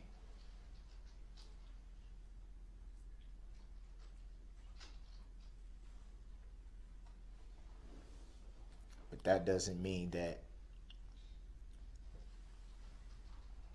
my life has to continue to be defined by that.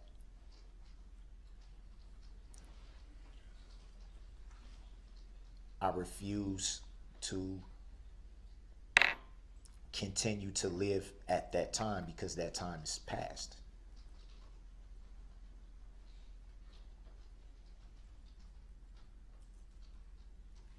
We can always say shoulda, coulda, woulda.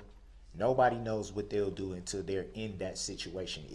It's easy to say, I would have did this, I could have did this, I should have did this, I would have did that. You never know what you're gonna do until you actually there.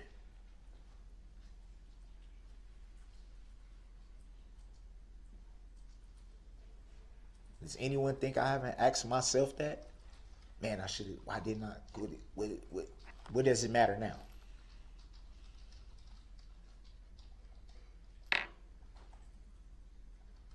How many times can I pound my fist against something and say, why, how could this, what, how many times? Before you just like, have to move forward.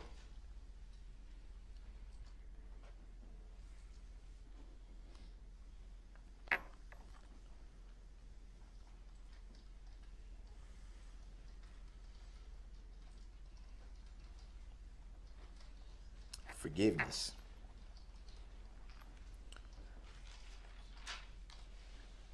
Matthew 6:14-15, forgiveness.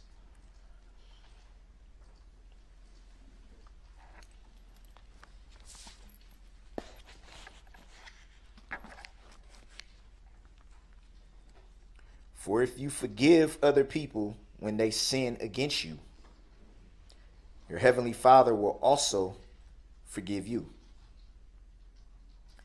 But if you do not forgive others their sins, your Father will not forgive your sins.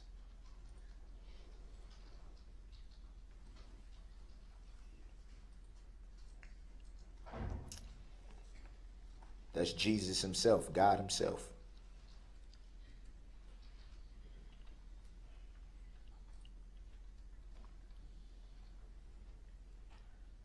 I point no fingers towards anyone in judgment to say, how could you say this? And how, like I said before,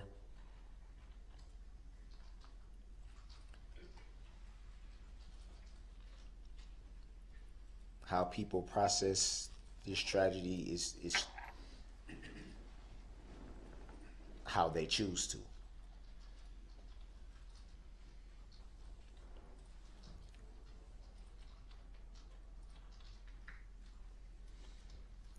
I could jump up and down and yell and scream about what was said in regards to me, but why?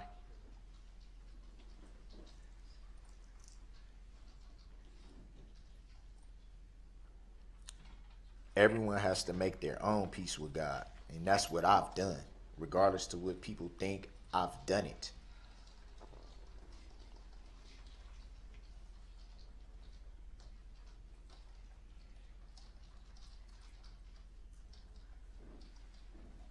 I don't want that to be confused with being at peace.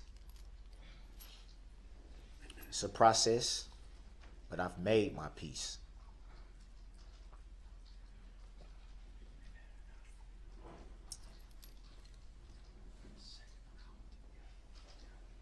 That is the only reason why I made the comment that I have a clear conscience. It was not pertaining to remorse. It wasn't mockery. It wasn't to thumb my nose at anyone.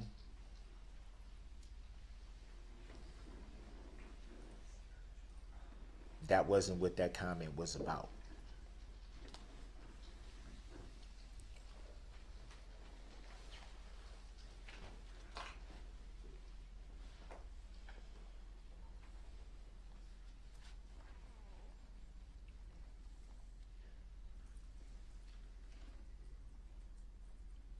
I've chosen to do that because it was needed.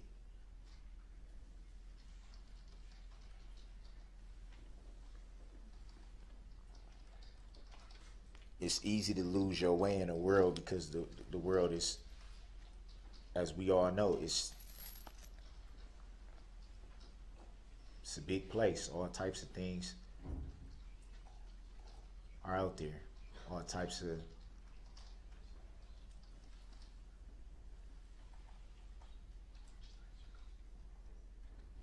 it's easy to get caught up in the world.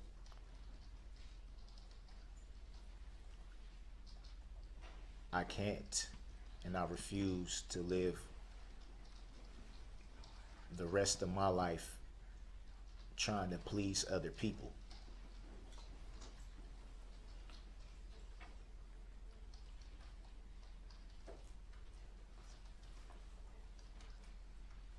I still have a long way to go to get to where I need to be. But my life now is about pleasing God. It's about what He wants, not what I want. It's about what He wants, not what everybody else wants.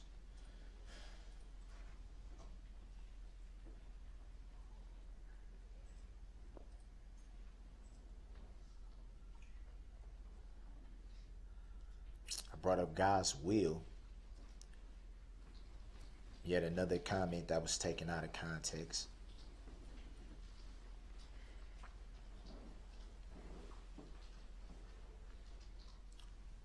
A comment that again was not meant in a disrespectful manner in any way. Was not meant to thumb my nose at anyone in any way.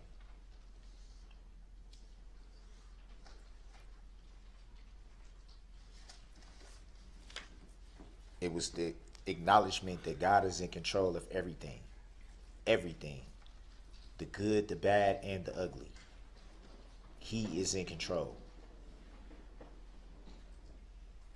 That's what that was pointed towards. That and that alone. For those of us who do believe, we've always been taught that God, His way is not ours.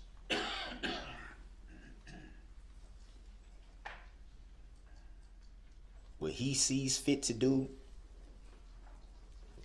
we can't stand in the way of it.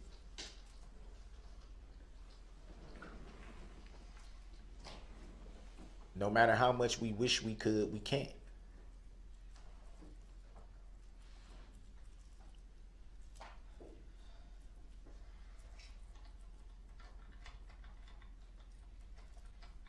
Frankly, sometimes that sucks.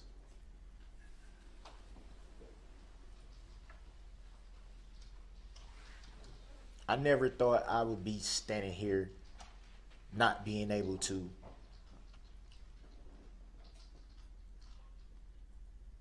enjoy a time with my family that anyone would enjoy with their family. People lost loved ones.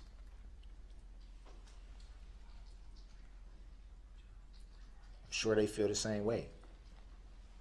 They never expected to be here now because of something like this. That is not lost on me.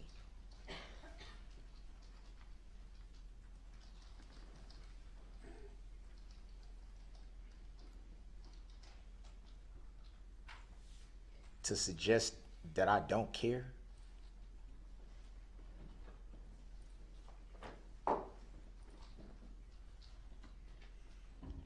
out of everything that's been said during this whole year, that's probably the hardest one to digest.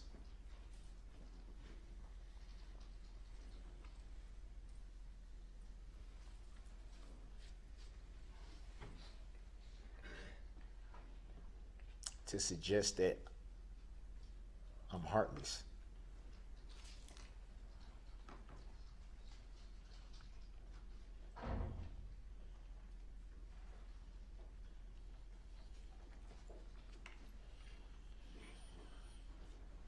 Mr. Brooks, what do you think this court should do? As far as the sentences are concerned with all of these convictions.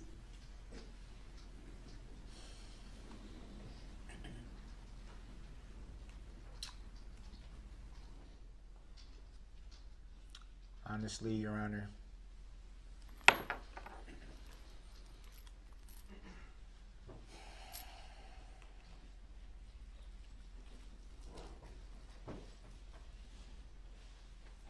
and I don't want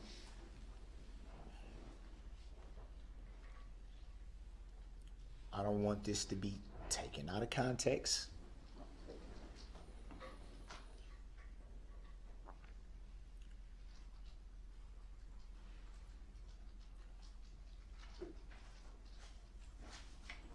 I believe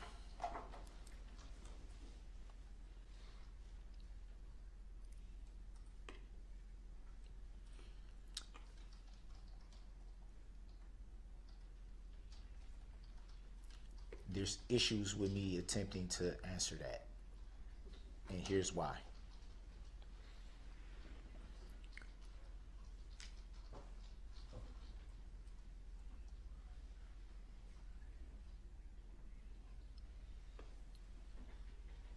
I'm still confused.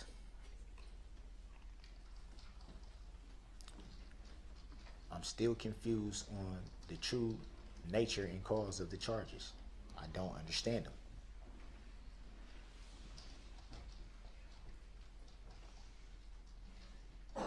I also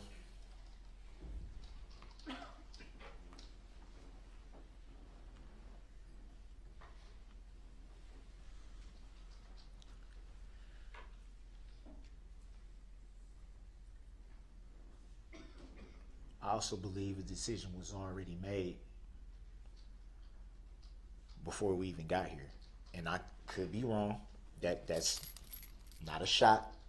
It's not a slight in any way towards Your Honor. It's not. And I don't want that to be taken out of context as well.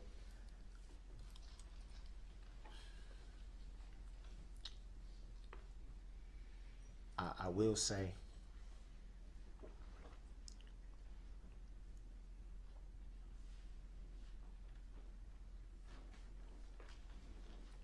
help is needed.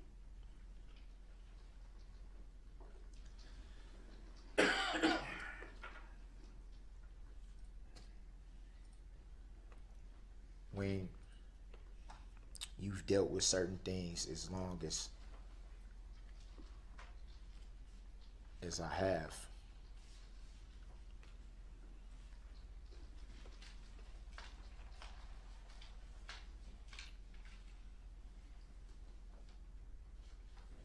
we have so many questions about where to start. Where to start. We have so many questions about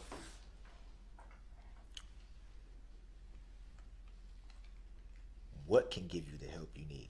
Who can point you in the direction to get the help you need. There's so many things that you just you don't know where to start at.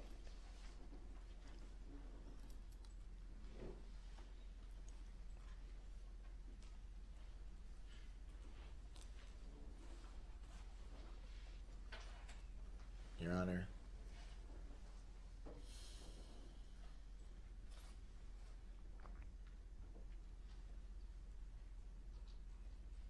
I think that throughout these proceedings, and I've noticed this, that you've been very observant.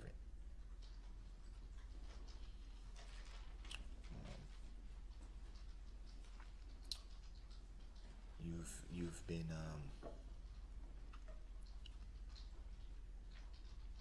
very attentive.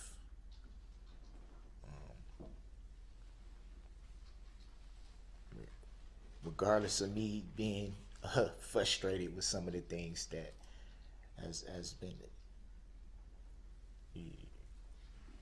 I can't do anything but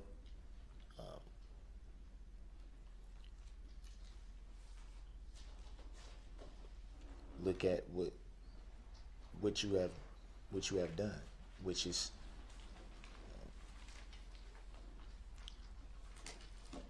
you have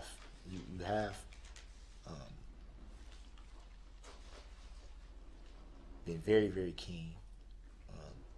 I believe that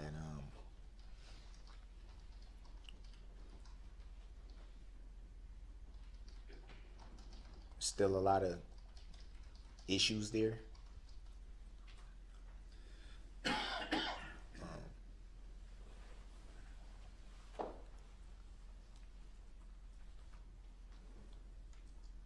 I believe that because of the issues I have, sometimes I may have said things that you probably didn't really understand what I was meaning by it. I'm not sharpest knife in the drawer. I think sometimes my mind probably works a little faster than I can articulate something or pronounce something or say something.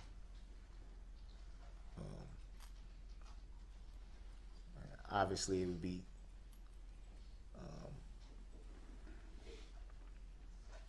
hard to top what was already said about you thus far.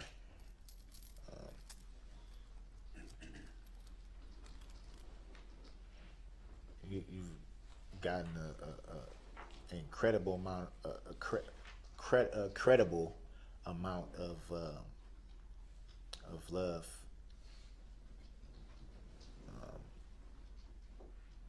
For your job in this matter. Some even said superhero. Some people, I'm sure you know this, but some people have even dressed up as you for Halloween. Mr. Brooks, I'm not looking for accolades from anyone. I'm looking here today to sentence you in this case, and I'm frankly more interested in your thoughts on that than your opinion of me and how I conducted myself during this trial. Wasn't my opinion on that part. I have a job to do today. It's not an easy one. There's 76 counts. I'd like you, if you can and if you want, to tell me how you think I should do that.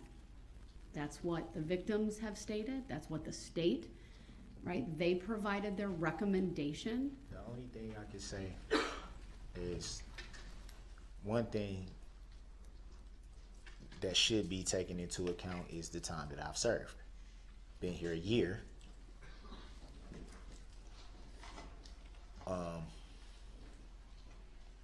That would pretty much negate count 76. So there's that.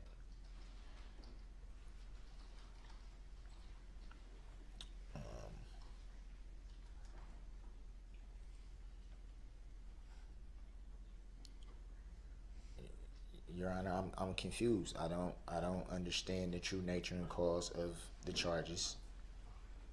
So I can't I don't I can't really consent to being sentenced when I'm still trying to I don't understand. It's not a delay tactic.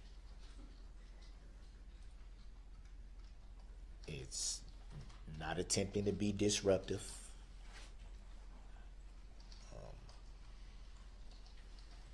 It's not intended to stop the proceedings. It's my honest opinion. I have trouble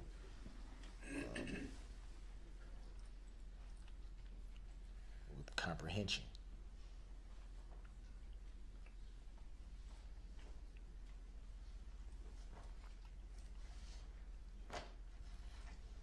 I can't say with 1,000,000% certainty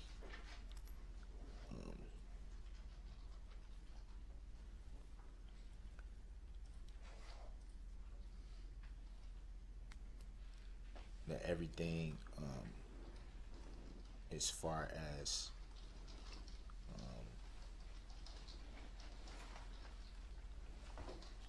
in regards to me, everything should be looked at in its totality.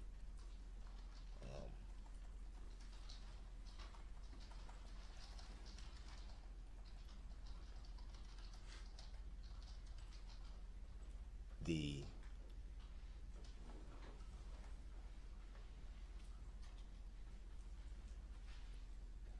mental health issues, I believe that you've seen them rear their head at times. I believe that I know that you've seen that rear its head at times.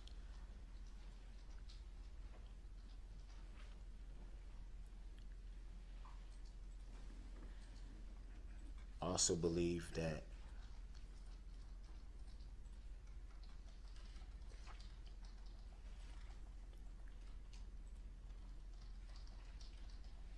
you recognize the need for the help that's needed.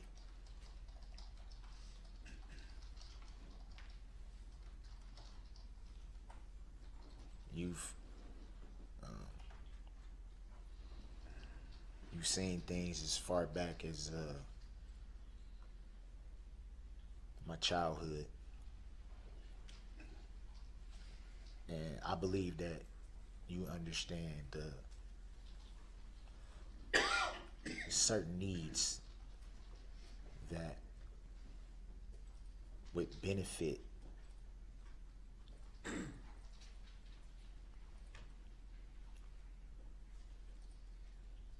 where to start. Me myself, I don't know. There's so many issues that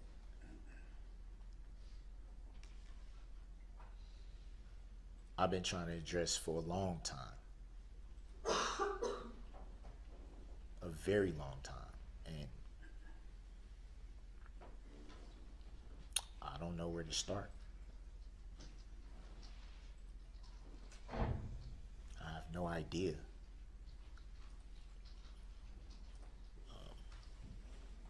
I can tell you that I want to be able to get to a point in my life where I can have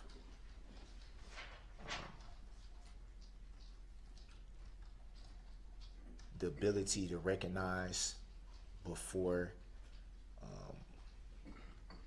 before it happens, when something could become out of control,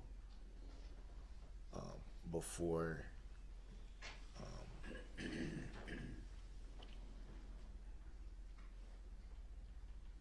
an outside source can maybe pinpoint it and say maybe something's wrong. I would want to get to a point where I can be able to recognize the signs on my own. I want to get to a point where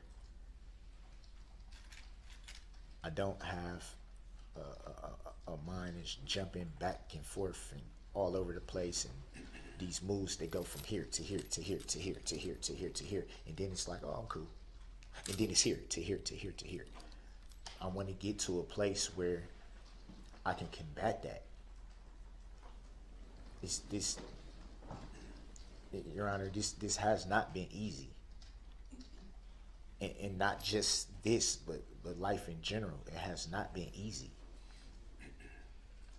It's not easy to wake up every day and try to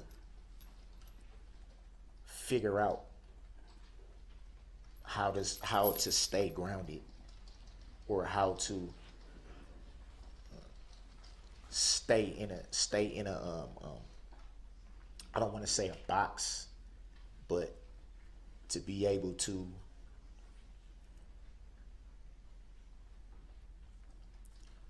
stay in a straight line, to be able to take life as it comes, to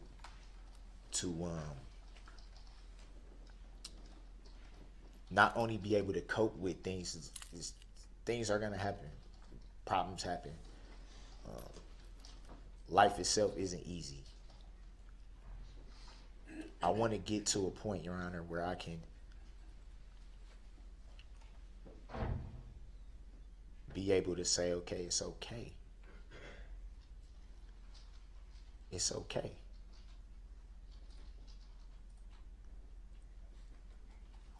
I can be myself. I can say, you know what?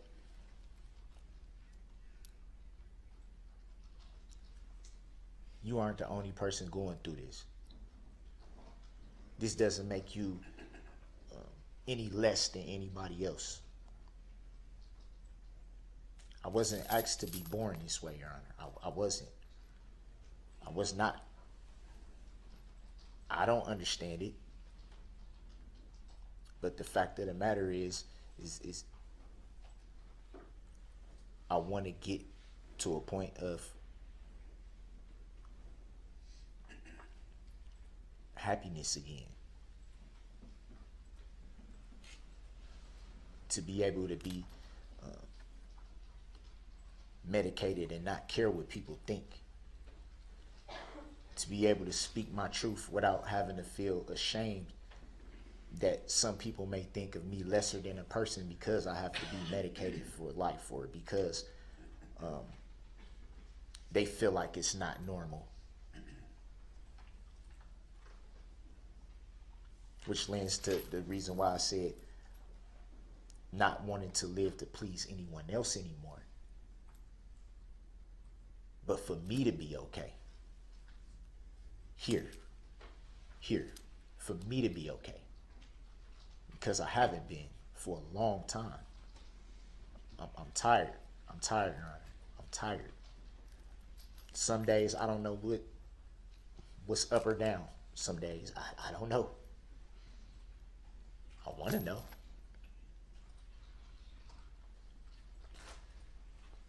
Mr. Brooks, it's going on 2 hours. I feel like we're starting to cover the same ground over and over. So I'm going to ask you again, because I'm really interested in your perspective. I want to know, as I consider and contemplate and finalize what to do in this case, if there are any sentencing recommendations you have on your own behalf to make at this time.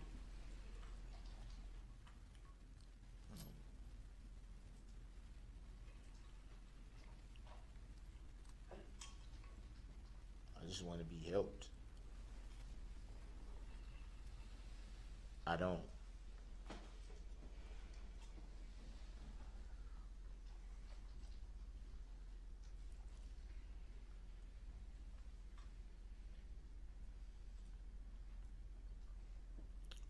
want to live with inside this pain anymore. I know that's probably not the answer you're looking for.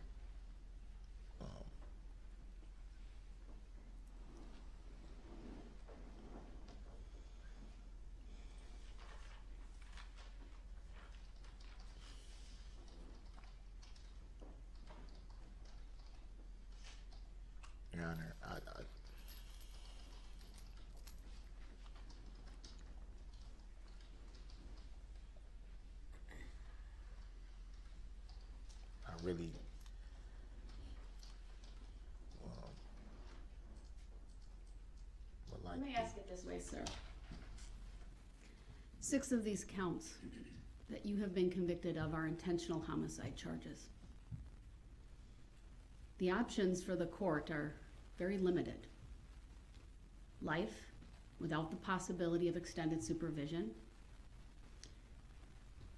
Life with the possibility of extended supervision as early as 20 years, that's the statute. And third, anything in between.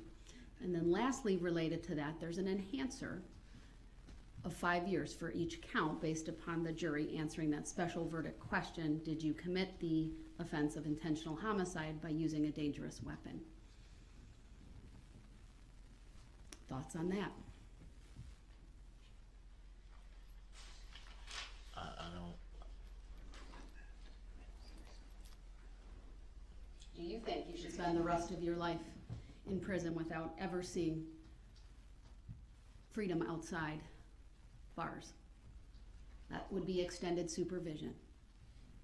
Should these counts run consecutive or concurrent?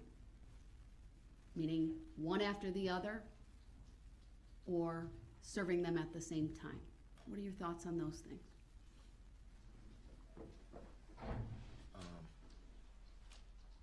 I didn't understand everything you said, but I did.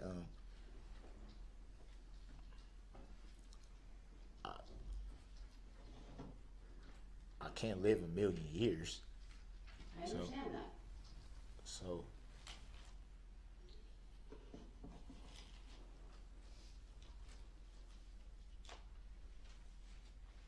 I feel like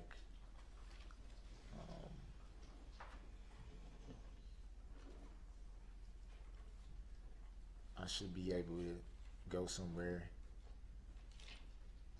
where I can be helped, where I can be properly evaluated, where I can be properly medicated.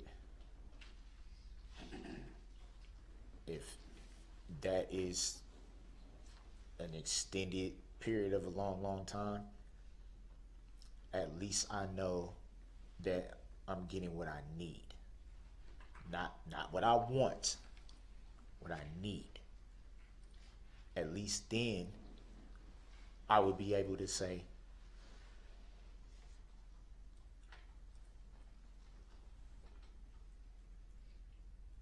it's okay. You can be you. You can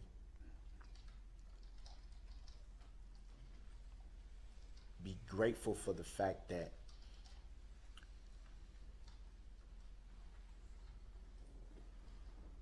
you have experts, or I don't know if that's the right word, but you have people that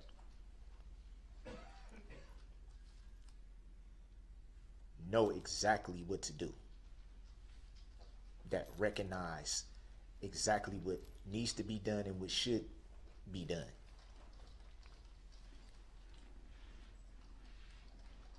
To be able to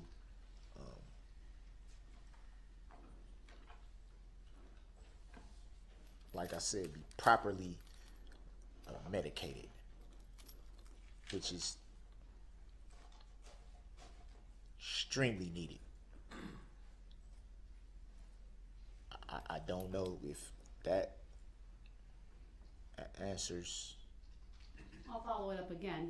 What I hear you saying, sir, is that you don't have a specific recommendation in terms of how long the sentences are, whether they're life, whether they're consecutive, whether they're concurrent, but you're asking me to take into consideration your mental health needs and your desire to get help. Would that be fair? Yes, I would say.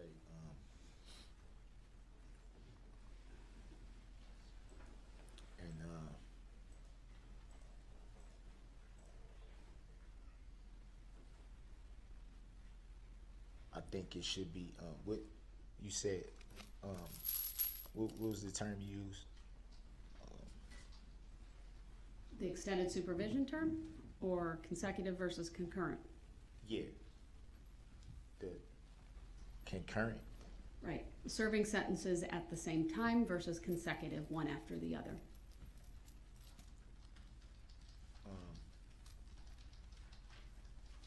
Serving all together.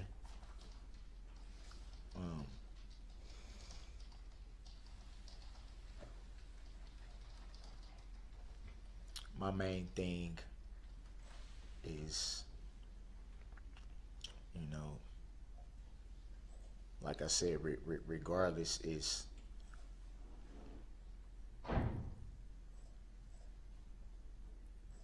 to not just be placed somewhere and just forgotten about. That doesn't help.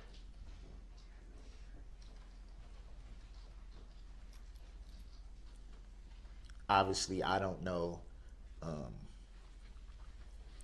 how that all works.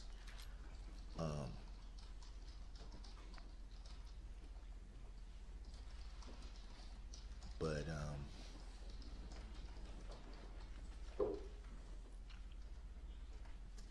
I know that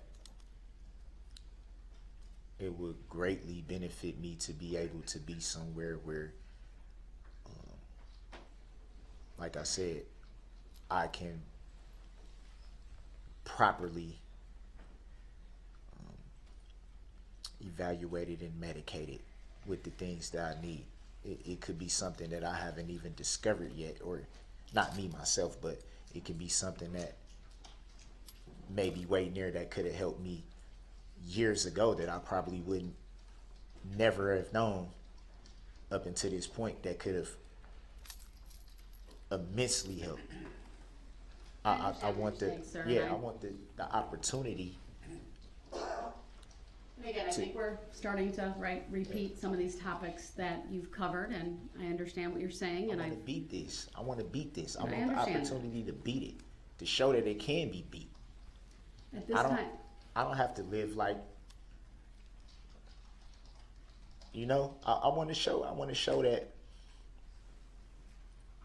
regardless of anything, that there is still hope. I want to be able to show my children that regardless, you can rise up. You don't have to. I believe I understand and comprehend your desire to have your mental health issues addressed and met. You've stated that multiple times. I understand that. I can certainly address that in my sentencing remarks here today. At this time, it's been over 2 hours. I appreciate all of the words you've said here today and the fact that you've made a statement. I apologize for the length. I didn't even It's not about the realize. time. It's okay. But at this time, I would like to take about a just shy of 20-minute break, come back at 3 p.m. and start my portion of this sentencing hearing with my sentencing remarks and the sentence. So at this time, we will be in recess until 3 p.m. Thank you, everyone.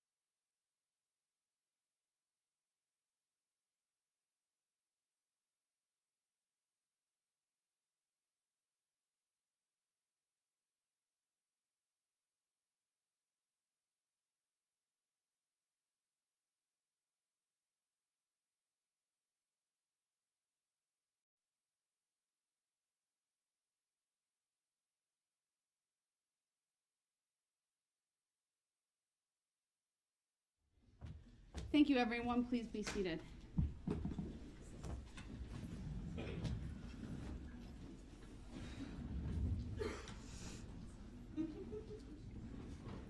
All right, we are back on the record in State versus Brooks. Appearances are as they were before.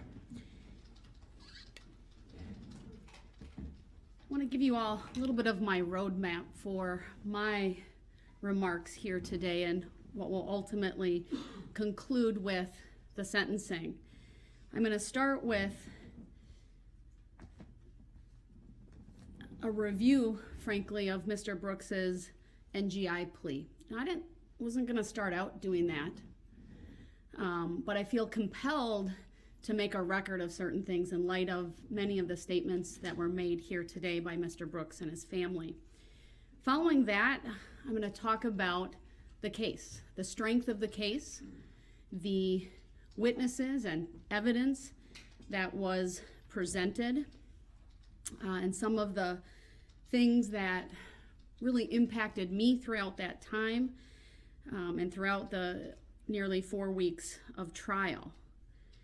Then I will spend some time talking about the victims, their victim impact statements, and again, things that have stood out here to me.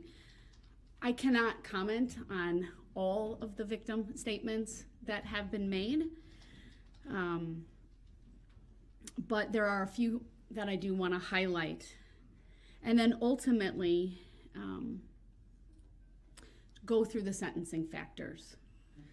Because all of these things I'm going to talk about relate to those factors, which in Wisconsin there are 3 primary factors: the seriousness of the offense, the need to protect the public, and the character and rehabilitative needs of the defendant. So I want to start sort of near the end of all of the remarks over the last couple of days, and that is with my thoughts on Mr. Brooks and his mental health. I'm not here to debate that you have had a history over time of intersecting with the mental health agencies, and that you may have in your history trauma, emotional pain, and things of that nature. I have read through not 1, not 2, not 3, but 4 reports from experts, people who are well known in this field of what we call forensic psychology and psychiatry, individuals who have an expertise in evaluating a plea of not guilty by reason of mental disease or defect. Because I don't want there to be any doubt in my sentencing here today that I've considered that. But I also don't want there to be any doubt that somehow this trial was missing something. Because the fact is, Mr. Brooks entered a special plea of not guilty by reason of mental disease or defect in the early summer, maybe late spring of this year. And this court ordered 3 court-ordered evaluations, and the state retained an expert to also review the issue. Whether the defense team at that point ever hired anyone, they are not required to disclose that. I don't know, but I have 4 well-known doctors who have written this court based upon the orders that were made, or one doctor being retained.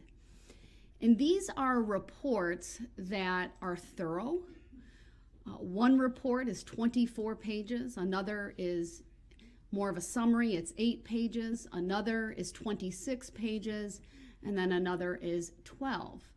And they look at the discovery information, so police reports, videographic evidence, things of that nature. They have access to any mental health related records from prior stays or things like that. They look at a history. They meet with Mr. Brooks. I've referenced this in the past when competency wasn't so much raised by any of the parties here, but during the trial there was, as Attorney Opper wanted to make a record one day of Mr. Brooks's competency. And I will restate what I stated at that point. I have absolutely no doubt that Mr. Brooks is competent. I'm obviously well versed in the legal standard But that is not something that this court was frankly ever concerned about at any point in time. I know that his attorneys, when he had attorneys, never raised the issue. And it was really only after the trial began that that issue was raised, I think, by the public based upon what they saw. But Attorney Opper, like myself, had the benefit of having reviewed each and every one of these examinations. And I'm not going to spend a lot of time, but I think it's important because it goes also to Mr. Brooks's character, which is one of the things that this court must consider along with his rehabilitative needs. And I'm going to read parts of these evaluations so that you all understand the information that I have and why it is my opinion that mental health issues did not cause him to do what he did on November 21 of 2021, and frankly did not play a role. That's not to say that he wasn't diagnosed with something. I've referenced this previously, but that's an antisocial personality disorder. And this is what one of the reports has to say. They've looked at one doctor indicated that there was available evidence to sustain a diagnosis of cannabis abuse, intoxication, antisocial personality disorder, adjustment disorder with mixed disturbance of emotions and conduct. And the reports go on to describe what those things are and that they may qualify as an abnormal condition of the mind substantially affecting mental or emotional processes, and thus as a mental disease or defect as broadly defined by the Wisconsin jury instructions, and that's at least as to the adjustment disorder. Cannabis abuse or intoxication would not. The diagnosis of antisocial personality disorder, and this is what the doctor said, reflects converging support of an underlying characterological disorder versus a major mental illness. In Mr. Brooks's case, I would note his history of disregarding the rights of others and conforming to societal norms, including in the forms of multiple acts of violence beginning in his youth, contacts with the criminal justice system, lack of remorse as indicated by being indifferent, rationalizing, etc. The doctor goes on that it's her understanding that this characterological condition would not qualify as a mental disease or defect as defined by the applicable statute, which also specifies that mental disease or defect does not include an abnormality manifested only by repeated criminal or otherwise antisocial conduct. Goes on to talk about her opinion regarding criminal non-responsibility. And the examiner rendered an opinion to a reasonable degree of professional certainty that there was not support for the defendant's special plea, that the facts at hand do not sustain a conclusion to a reasonable degree of professional certainty that because of symptoms of a mental disease or defect, Mr. Brooks was rendered to lack substantial capacity either to appreciate the wrongfulness of the alleged misconduct or conform his conduct to the requirements of the law at the time in question. In arriving at this opinion, the following considerations were significant to this examiner. While acknowledging Mr. Brooks' documented history of episodic contacts with mental health professionals beginning in adolescence, most of the time he has had such contacts or received mental health treatment when in custody. In effect, there is not a sustained, documented history of a diagnosed major mental illness for him predating the alleged offense or otherwise. Looked at a psychiatric review from April of 2010.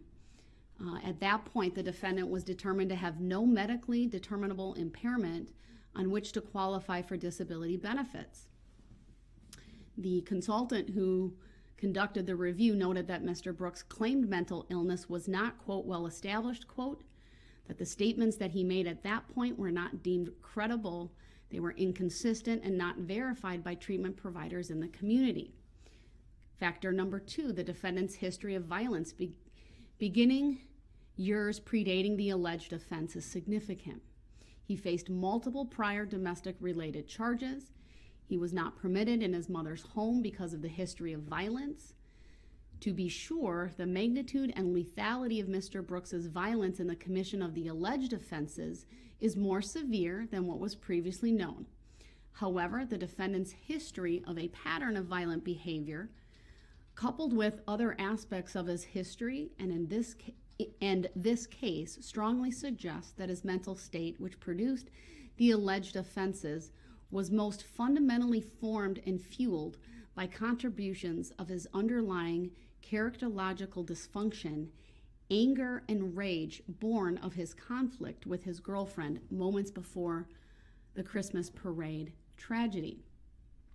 The examiner considered Mr. Brooks's episodic endorsement of auditory hallucinations, including on clinical interview with the undersigned, meaning the examiner, and in a couple of recorded jail phone calls subsequent to his arrest.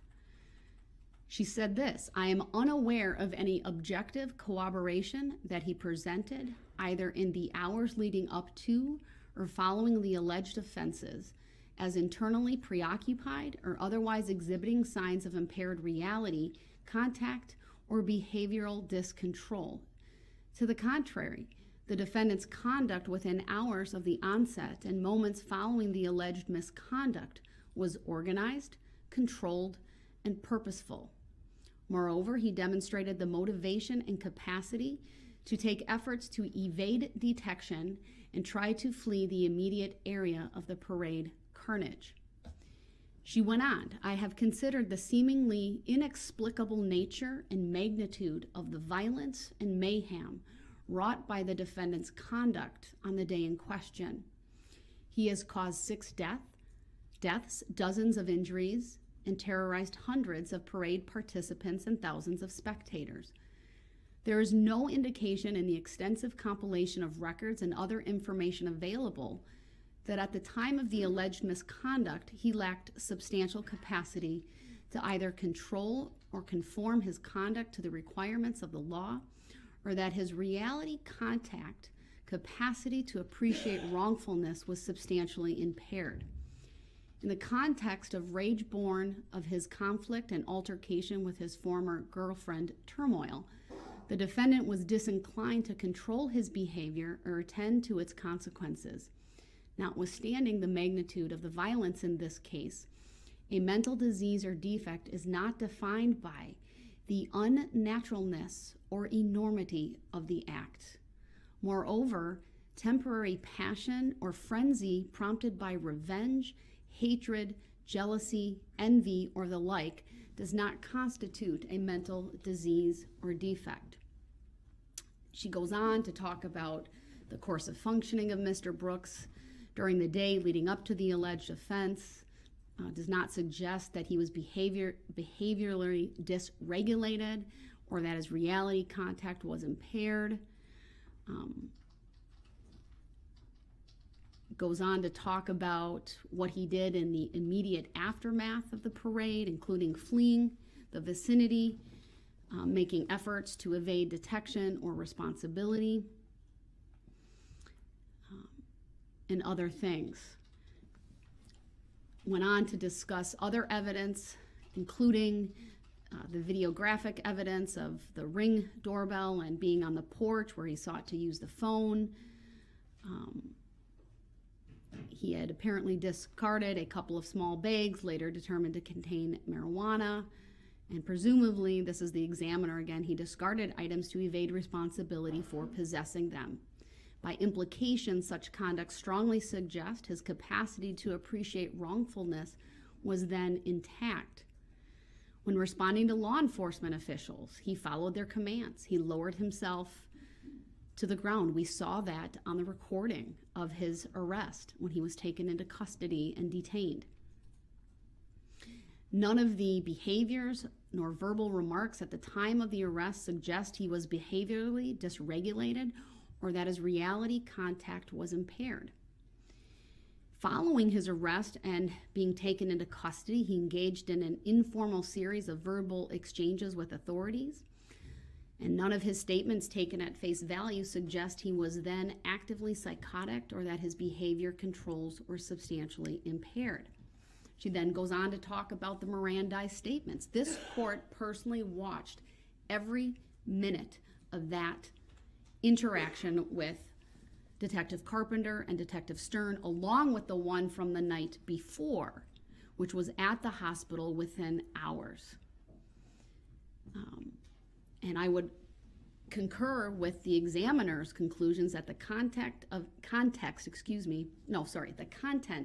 his initial statements to authorities included multiple efforts to deceive or mislead. He changed his story multiple times, including he initially denied being in Waukesha the prior Saturday. He initially asserted he traveled to Waukesha on the day in question in a tan Kia with a friend. He initially asserted his mother did not own a vehicle, though later acknowledged as much, and that he used it from time to time. Other changes in his story over the course of his statements and the nature of them further suggest that he was making active attempts to evade detection or responsibility. By implication, such behavior strongly suggests that his reality contact was then intact. When he was shown photographs of driving in the SUV into the parade route, he indicated it was not him. And this is again the examiner. With the police. She's noting the police contact. It was not until Mr. Brooks was in the booking area of the Waukesha County Jail that he displayed some emotion, and this was to, I believe, Detective Stern, where he said, "I didn't mean to kill nobody." Such a remark indicates an awareness of the consequences of his actions and runs counter to a conclusion of an exculpatory mental disease or defect. There's other criteria or other factors. I'm not going to read them all. That was probably one of the more comprehensive explanations of why that examiner did not conclude that there was support for the special plea of not guilty by reason of mental disease or defect. All four examiners shared similar observations. Certainly their conclusions were that there was not support for the special plea. One examiner talked about, again, conduct after driving through the parade, abandoning the vehicle used in the act, altering his appearance by removing his outer layer of clothing, altering how he was wearing his hair, and then engaging in further efforts to leave the scene by securing transportation via a ride-sharing application.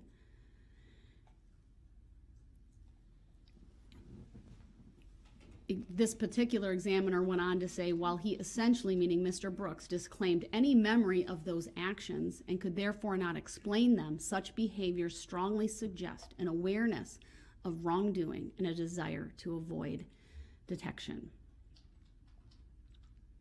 Another examiner had very similar things: antisocial personality disorder with borderline features, talked about the cannabis use disorder and full remission in a controlled environment.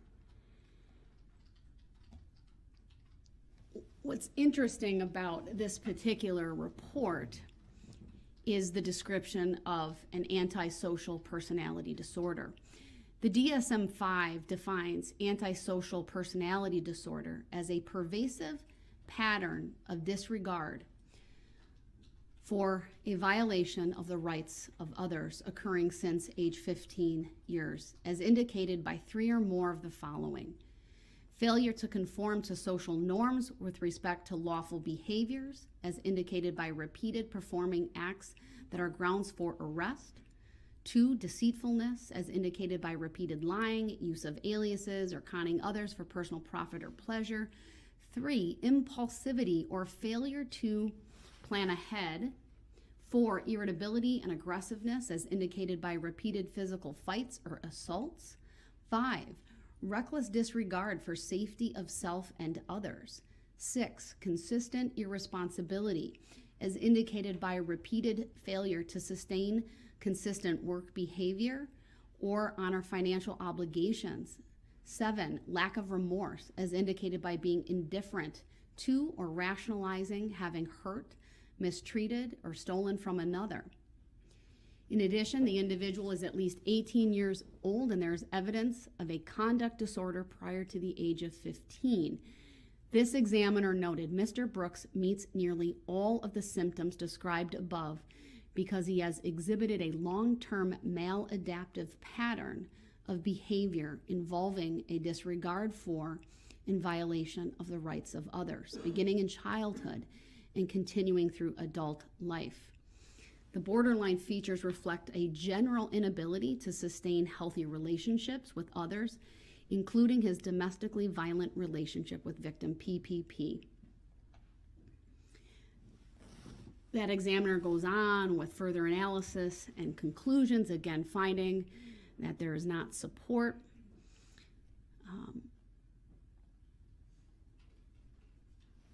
The last examiner, again, made similar conclusions, also diagnosing Mr. Brooks with an antisocial personality disorder. Why is that important? There is no doubt that in our criminal justice system today, we face a crisis of the mentally ill intersecting in our courts.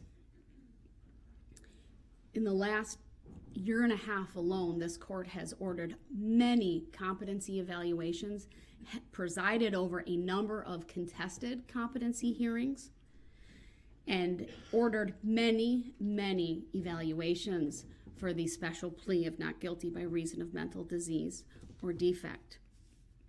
And the bottom line is, for this court, Mr. Brooks does not present as a person who is either not competent or not guilty by reason of mental disease or defect. It is frankly heartbreaking to see those individuals who truly suffer from schizophrenia, for example, intersect in our criminal justice system. Sometimes they do unspeakable things. They hurt other people. I'm thinking of one such gentleman who was so schizophrenic and out of control. He couldn't even be kept in the courtroom. He was too loud. He clearly, if you've ever been in the room with someone who is suffering from auditory or visual hallucinations, it is not something you easily forget.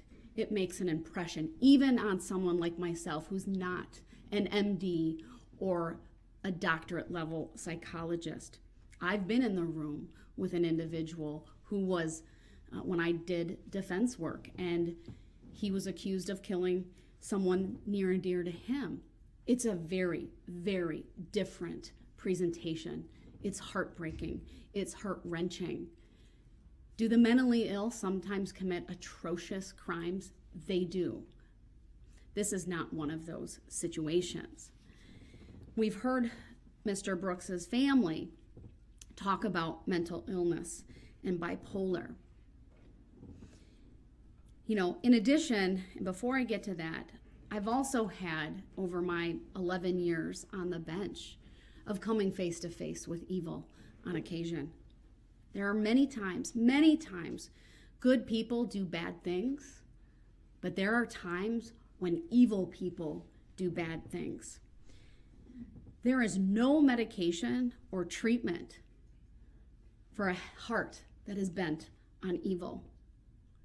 Child trauma, bipolar, indifference, physical abuse of a child, or even childhood trauma did not cause Darrell Brooks to commit the acts for which he will be sentenced here today.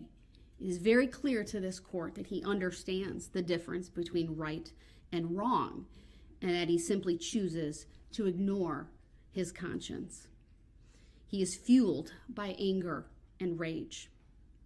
Some people, unfortunately, choose a path of evil, and I think, Mr. Brooks, you are one of those such persons. As a mom, my heart breaks for your family, for your mom, and for your grandmother. The son that she raised, the grandson that your grandmother knew, the hopes and dreams they had for your life, they're gone. And I think it's perhaps far easier for them to blame a mental illness than to perhaps come to grips with their son did very, very bad things. due to very bad motivations. One of the things ultimately that will happen when you are in prison, sir, is that the Department of Corrections, they are statutorily responsible for your care and your well-being, including your mental health. I do not have any authority to dictate to them where you go or how they treat you. That is far different than when there is support for a plea of not guilty by reason of mental disease or defect, because then the court has available what is called treatment facilities and a commitment to such a treatment facility. That is something that is simply not on the table. And again, 4 evaluations, not even my own assessment, but 4 evaluations from licensed professionals say otherwise, even in the face of your family saying that, and even in the face of you claiming that. I'm not even here to say that some of those things can't coexist, and you might not have some of your own mental health issues, whether it be bipolar, childhood trauma, or things of that nature. But the bottom line is none of that caused you to do what you did on November 21 of 2021. I want to next turn to the trial in this case. I think it's important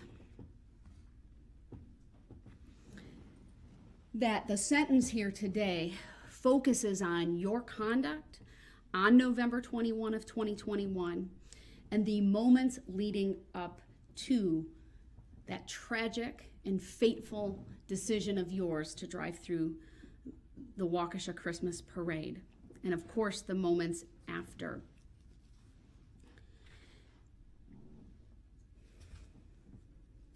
I, of course, through my sentencing remarks and ultimately what I do here today, I can't answer all of the questions. I can't address all of the issues, including the why. Perhaps the one question that will remain unanswered. Why? Why did you barrel down White Rock Avenue? Why did you not stop? Why did you keep going? Many of us in this courtroom sat through the entire trial.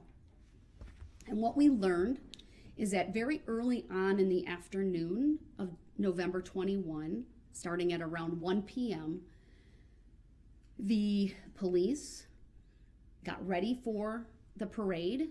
The staging area was set up, and that was all along White Rock Avenue. Signs were put in place. Ultimately, barricades were put up at a number of locations on Main Street and surrounding that. We know, because we heard from Sergeant Warner about what he had done, and he had, right before the start of the parade, had driven down the parade route. It was on his shoulders, his responsibility to make sure everything was safe and in order. What's important about that staging area, sir, is we know that that is where the altercation with Erica Patterson really came to a head. We all watched that video, multiple videos. And we know that even before that, you appeared angry and upset. 2 individuals testified about you being at that mobile gas station, how you turned the wrong way down a one-way street, waved your hands in the air, rolled down your window, either exchanged gestures or words with one of the drivers.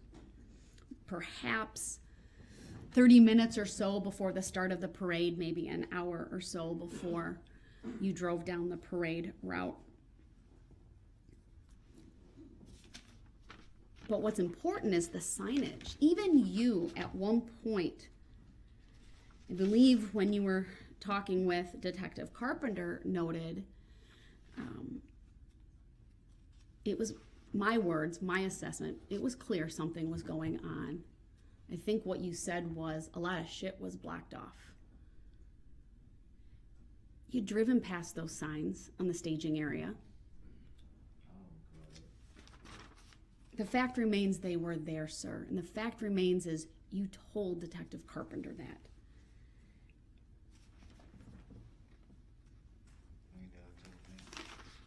We then heard from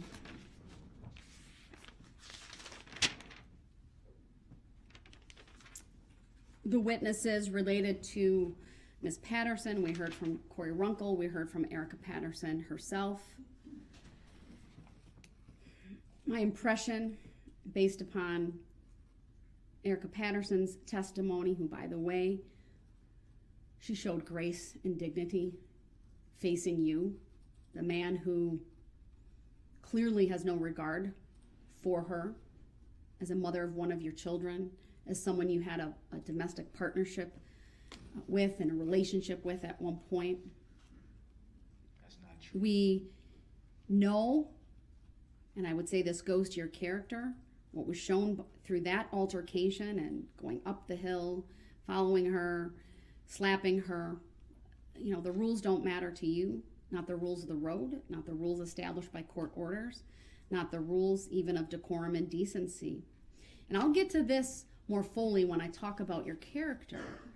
And I know you went hard at Attorney Opper for her bringing these things up, but those are legitimate, lawful sentencing considerations. And when I get to that point, I'll tell you the case law that supports that. Your character, even your pending cases. I don't need no case law.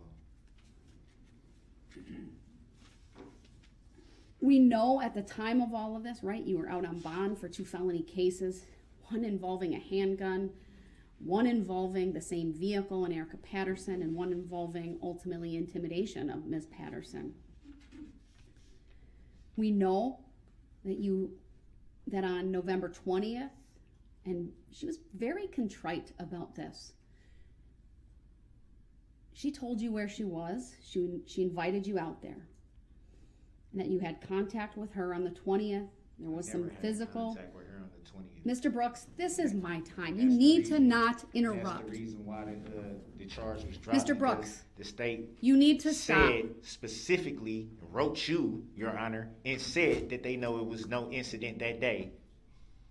Mr. And Brooks, now you want to sit up here. do not interrupt me you- or you will be removed to the other and now courtroom. you want to sit up here Stop. and try to now. add something in that you know for a fact never even happened. You want to sit up here Mr. and talk Brooks, about every who has time- grace and all this. You talking about someone with 5 kids that don't have custody. You need to stop None of right them. now or you will be removed. Remove me then. All right? He will be removed. He cannot simply stay I don't quiet when consent this to being court talks. sentenced anyway. I don't consent to this. Just like I told you, I don't know the. He'll be in recess until he's I removed don't even to the other understand courtroom. the true nature and cause.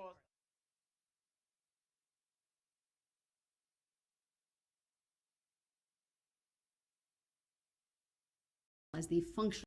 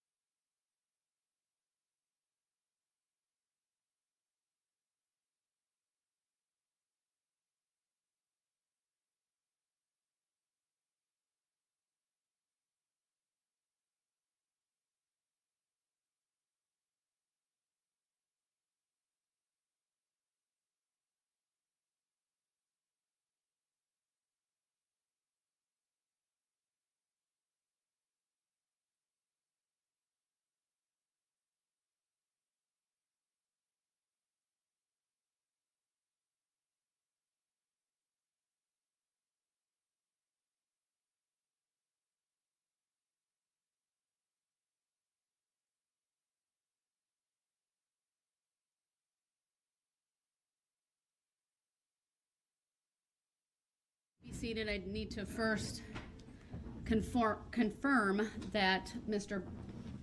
Brooks is able to hear and see the court. We do have the audio and visual on. If someone, I can see on the screen, there is a headset on the table should he choose, but I have confirmation that the audio and visual are working in the other courtroom. Before I continue, of course, Mr. Brooks does have a right to be present for his sentencing. He's been present all along today up until his disruption.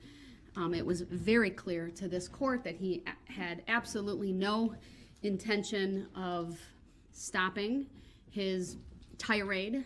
I think there's really no other way to describe it. And this court needs to go through its remarks uninterrupted.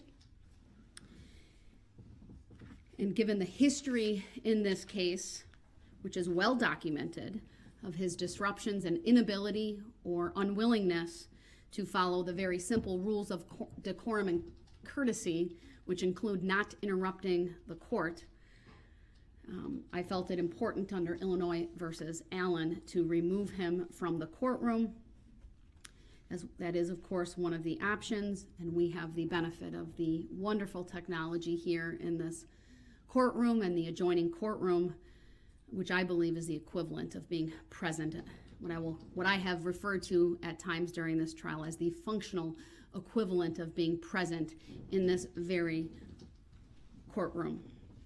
But it is important that I go through this without interruption to make the record that I need to make.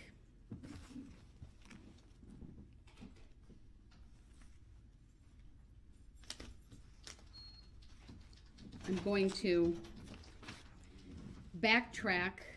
No, you're not muted, sir. You're going to listen to me, and you're not going to interrupt. So I want to, I don't want to call it a tangent, but I'm looking for a note that I made.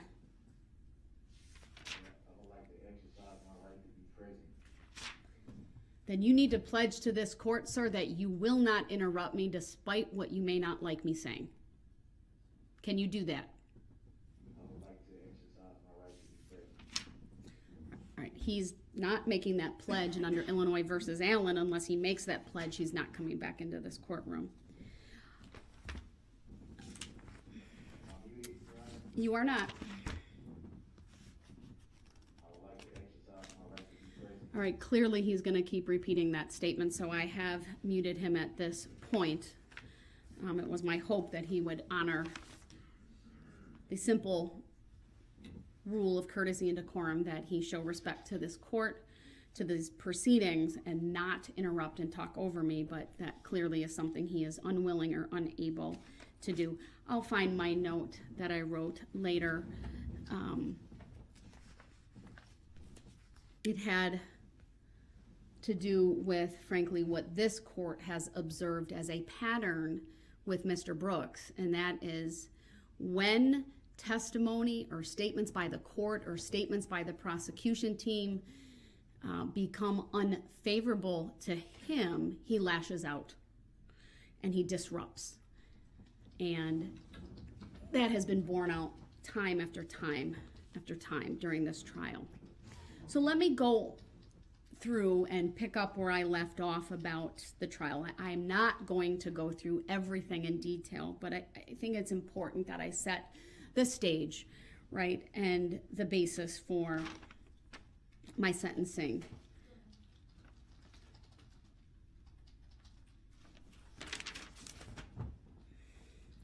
One of the things that I did note regarding Erica Patterson's testimony, because frankly I wasn't sure where Mr. Brooks was going to go with his own defense based on some of the remarks he made during his opening statement, which was actually later, but I guess I'll go back to my review of his recorded interview and some of the things that he tried to say, and at least it became apparent ultimately with the way he cross-examined witnesses, I wasn't sure if he would claim perhaps someone else was in the vehicle, he was afraid of police, the tinting of the windows, some of those things. Here's where it frankly doesn't matter. Okay, Erica Patterson provided key testimony in this regard, that there was no one else in the vehicle with Mr. Brooks. And I'm aware that he wants to come back, but until he writes me a pledge that he will not interrupt me under Illinois versus Allen, he is not coming back in this courtroom. He has forfeited his right to be present during my remarks. And unless he makes that pledge to me in writing, he's not coming back in.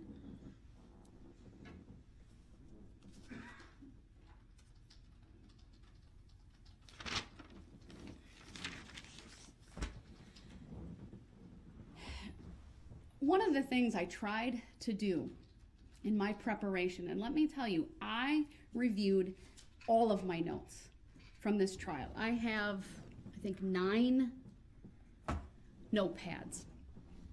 I looked at just a couple of exhibits, but primarily the map, Exhibit 15. I really wanted to determine for myself how long this carnage took. We know the distance, right? From at least where he entered. And you know what, Madam Clerk, put my screen up, will you? Sure. Let me see. Is there a video conference? I'm going to put Exhibit 15 up because I think it's worth doing that. All right. We know he entered from White Rock, where the first star is on the right side, where it says Fleet 1, unmarked sedan and marked SUV. And that's where Detective Casey was. And so we know he goes 1, 2, 3 blocks before striking anyone. And then it's really about 5 blocks of what can only be described as chaos and carnage. We know we have, from the evidence and the testimony, 2 different speed calculations. One from Bosco's, that was the surveillance footage, between 33 and 34 and a half miles per hour. And then we have one farther down from the footage from Curry Insurance, where it was an average 32 miles per hour. Now, I acknowledge math is not my strong suit. I did not do a calculation, but I don't think it took very long for all of this to happen. I think it was a matter of minutes. I think 5 minutes would even be far too long. It's probably 3, maybe. And it was somewhat hard to gauge during the trial because of how the state presented, and I don't mean this as a criticism, but they were very meticulous in showing video, breaking it down, showing it at half speed, sometimes 30% speed, to really get an understanding of what was happening. And at no point did anyone ever tell me or tell the jury how long this took. But even though it took just a couple of minutes, there were so many opportunities for Mr. Brooks to simply stop, turn around, turn down other streets before he ever crossed Barstow Avenue. And what we know is that at 4:37, Detective Tom Casey had the first police encounter with Darrell Brooks. Came face to face, Detective Casey at the hood of the car, coming eye to eye. The SUV brushed past him. And here's the thing, Detective Casey said he wasn't going very fast. To me, that tells me he had ample time to reflect about what he was about to do. If you look on that map,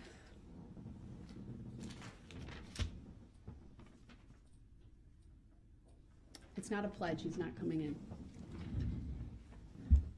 When you come down White Rock, you can take a hard left on East Main Street. You can take what I call a soft left. I believe it's Pleasant Street. and Detective Casey, you can correct me if I'm wrong, I can't see it on the map. Frankly, you can turn around at any point in time on White Rock Avenue. But instead, and I think if you all try to picture this, as difficult as it may be, there's squads with lights, there's barricades. I know I read in the other act's motion that Mr. Brooks claimed at one point he was having a panic attack, and he, again, maybe I think he was going to claim at some point he was afraid of police. Why drive toward them? Why take that right-hand turn? There's no reasonable explanation other than he was angry, he was full of rage, and he didn't care who he came in contact with, what he came in contact with, whether he drove past, through, at, he drove. Detective Casey pounded on the hood of that car, saw his face, again, was brushed by that SUV, thankfully not hurt. All of this preceded by the visual signs along White Rock Avenue of the staging of this parade. Floats, bands, banners, signs, people. And as you got closer to Main Street, the spectators lining those streets, which both, I believe, Detective Casey and Sergeant Warner said were thousands of people. Before he ever gets to Barstow Avenue, he comes in contact with, after Detective Casey, Officer Buttrin and Officer Schneider. He has an opportunity, if you look at this map, he could go right on Buckley. Again, there might be police, there might be barricades. You simply stop. You ask, can I get out? No doubt in my mind, any police officer there would have done just that. He could have gone left on Northeast Avenue. Continuing down, he could have gone left on Martin Street. Continuing on, Barstow Avenue. This is where the parade participants, unfortunately, he has contact with them. But he could have gone right on Barstow. He could have gone left on Barstow. And we know from some of the footage that we saw that his car was seen flying past, true, not hitting one at this point, but flying past. There's no logical understanding for Mr. Brooks other than he's in the middle of a parade and he can see them. Anyone driving a vehicle would see what's ahead. And we know from this map, right, what was ahead of him. We saw that video footage. We heard the testimony. Many police vehicles at these intersections with their lights flashing. There's no doubt in my mind that Mr. Brooks would understand a parade was going on. You can turn off my monitor, thank you. We also know it was not yet dark. Dusk. This was from the battalion chief who talked about when he arrived after that first alert at 4:39, it was not yet dark, it was dusk. I think that aids to the visibility that Mr. Brooks would have seen all of these people. This is not under cover of night.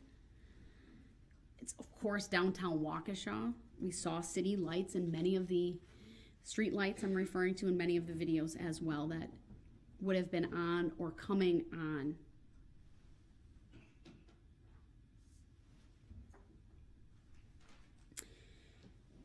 We know just past Barstow, he strikes his first victim, Nicole White. She was with RE/MAX Services with the hot air balloon. If anyone's seen that, we saw it in the video, that is unmistakable what that is. That would get anyone's attention.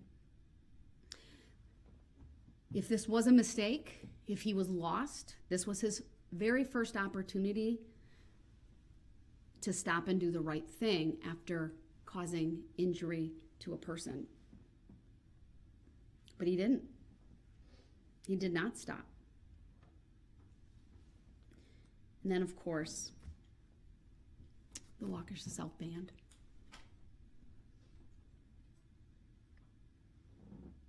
It's hard not to think about what I watched and not have this reaction. Those were images that frankly kept me up at night, that I saw over and over and over. For their band director, she is a hero to me, to get up on the stand, to talk about, and that was Sarah Waymeyer Aparicio, to identify each one of her students, talk about their formation, talk about what she saw.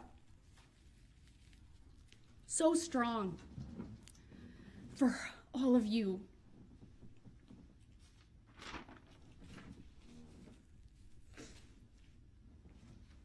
Mr. Brooks had another opportunity to stop.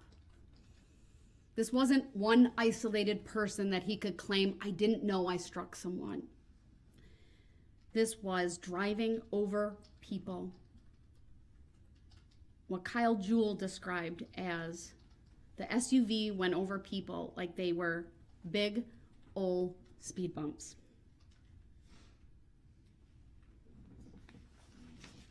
I know the Green children were injured around there. Thankfully, their physical injuries were minor, and I know I could probably spend a long time talking about the injuries of the band members, and I'm not going to go through that. They were significant. It was horrific. Thankfully, none of them were killed. And then, of course, moving on to Burr's Logistics. Between the band and the Blazers, that is where Kelly Graybow and her 10-year-old daughter, Adelia, were in that adorable Cindy Lou Who costume. And what struck me, and Kelly referenced this in her statement yesterday, was seeing the tires go past her head after she was hit. Adelia had major injuries as well. And then, of course, the footage from the Waukesha Blazers. And Jeff Rogers talked both at the trial, he testified, and he gave a statement yesterday about, again, having to come into this courtroom, talk about all of those who were with him, who were injured, and of course, little Jackson Sparks. Another video that frankly is very difficult to watch and hard to unsee.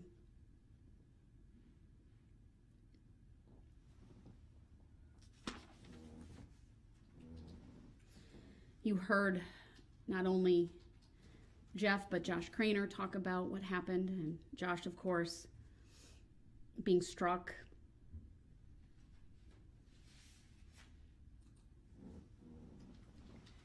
And then the Extreme Dance Group. I think it's fair that I didn't fully understand the extent of their injuries until hearing from many of the victims yesterday. I now understand why one of the girls called her aunt and said, "My entire team is dead," because that's what it looked like. It was horrific. And to think of those two brave young ladies who got up during this trial to testify about what they saw, what they did, Jamie and Alyssa, your dancers are proud of you, and because of you, justice has been served. We heard from others, spectators, Deborah Ramirez, regarding herself and her son, that the vehicle was accelerating, not stopping. A moment that sticks out to me was really Mr. Brooks trying to chastise her for not seeking medical attention right away. Her response was perfect. She waited due to the number of injured and all the blood she saw. Understandable. Not something to be chastised for. And then moving on, and again, I know I'm not mentioning everybody. These are just some of the highlights that, and I should call them lowlights, not highlights, but some of the testimony and evidence that really, really impacted the court. Stephanie Bonesteel and her husband testified about what Citizens Bank was doing, hearing the impact against Jane, a very loud thud and an audible gasp from the crowd. Her husband, Adam, was driving the support vehicle, and when he was being cross-examined about why he didn't see the driver, again, he just simply said, "I thought it was my wife that had been hit. All I saw was the red poncho." And the only time we ever heard about brake lights was when Jane Kulik was on that vehicle and he braked so he could get her off the top and run her over.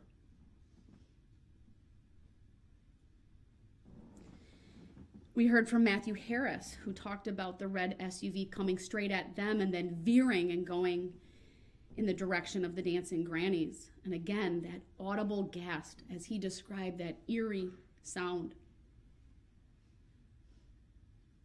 He saw a child injured in front, Jane Kulik behind. Actually, the child and Jane Kulik behind, and two victims ahead. He saw two of the dancing grannies. What he described as the SUV traveling faster than the speed limit. What I wrote down from his testimony is he's a combat vet, and this is what he said. "I've never saw anything like this in such a safe area." You could tell he felt bad about not seeking treatment right away for his daughter. He talked about how his wife's a nurse practitioner. And again, he didn't want to direct resources from other victims, that we thought she was okay enough to be home with them. Now, by this time in the parade, it's very clear the spectators are noticing something is not right. The sounds, the atmosphere has changed. There's screaming, there's gasping. There's a noticeable difference.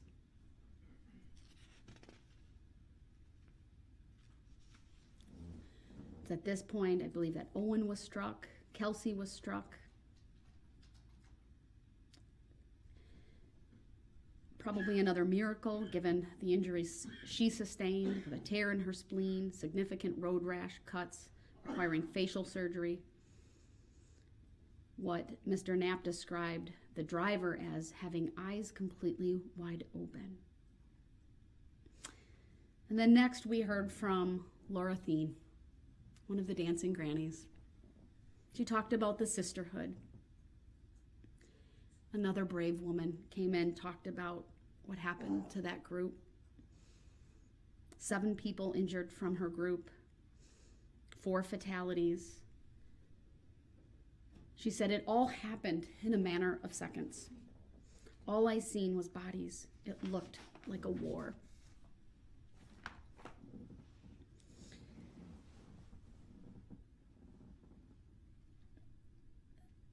The 6 people who were killed suffered multiple blunt force traumatic injuries, severe, significant, some dying instantly. I was impressed by both Dr. Scheel and Dr. Bidzricki.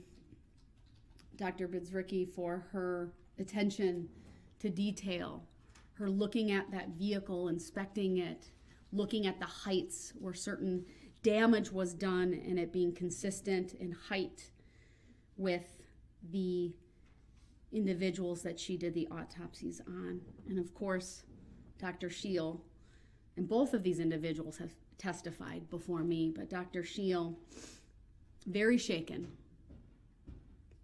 from the autopsy of little Jackson Sparks.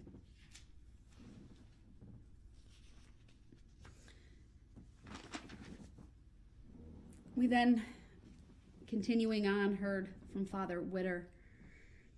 very gracious man. He too talked about how he noticed something unusual, saw an SUV flying down the road, heard thuds. It was faster than anyone in their right mind would be going. He estimated it to be over 25 miles per hour. And then Lucas Hallmark, the off-duty police officer who was walking with his family on that day.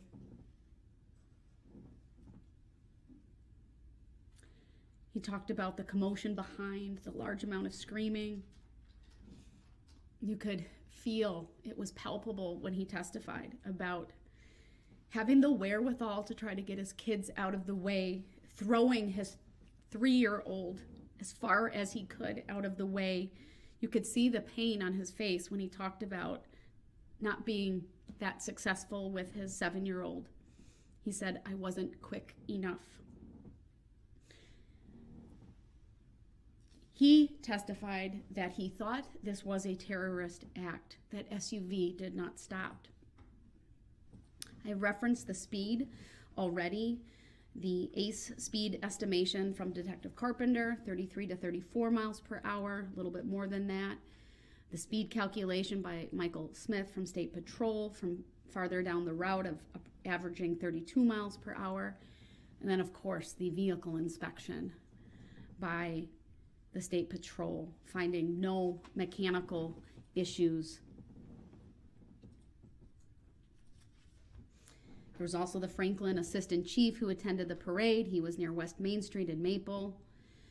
He provided the testimony regarding the SUV, the window being open, and the driver sticking his head out, looking out. He testified how he thought perhaps it was either a medical emergency, maybe even a mechanical issue, but it was clear once that SUV passed him and he saw that driver. He saw you, Mr. Brooks. No panic, no distress. His heart sank. He knew it was not a medical emergency. The body language just didn't fit. It did not believe it was mechanical at that point either. And then he saw the vehicle crank to the right.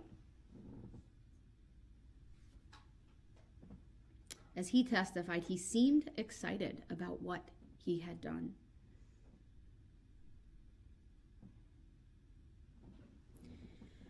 Another off-duty police officer, this one from Waukesha, talked about how he saw Mr. Brooks after the fact crash the vehicle, hear him yell out an expletive and run southbound with his sweatshirt still on. We all saw that video. Of course, at one point, Officer Skolton had contact. And as he testified, he put things together. Keep in mind all of the radio traffic, right, about one person, then like 15 people, and another 15. It was very apparent to him that although he was on the far end, he was around the dog leg on Wisconsin and Maine, that a vehicle had driven through the parade. He saw this vehicle. Of course, at that point, it was heavily damaged. He made the decision to use deadly force.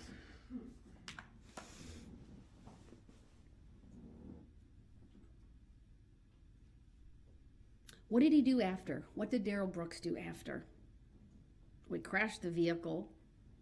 He fled the scene in a hurry. He changed his appearance, took off his sweatshirt, loses his shoes, I think in a hurry to get out of there, not caring that they had fallen off. He puts his hair up. We saw that on a number of videos.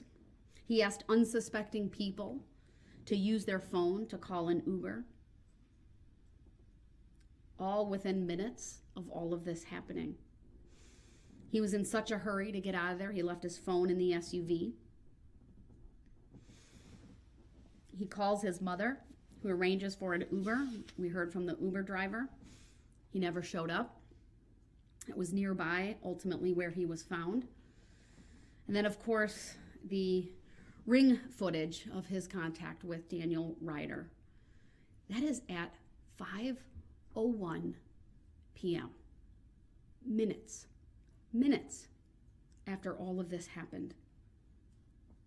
Mr. Ryder was astute, noticing that after Mr. Brooks being in his home for maybe 8 to 9 minutes, he saw squads driving by. I think you could say his gut told him something wasn't right.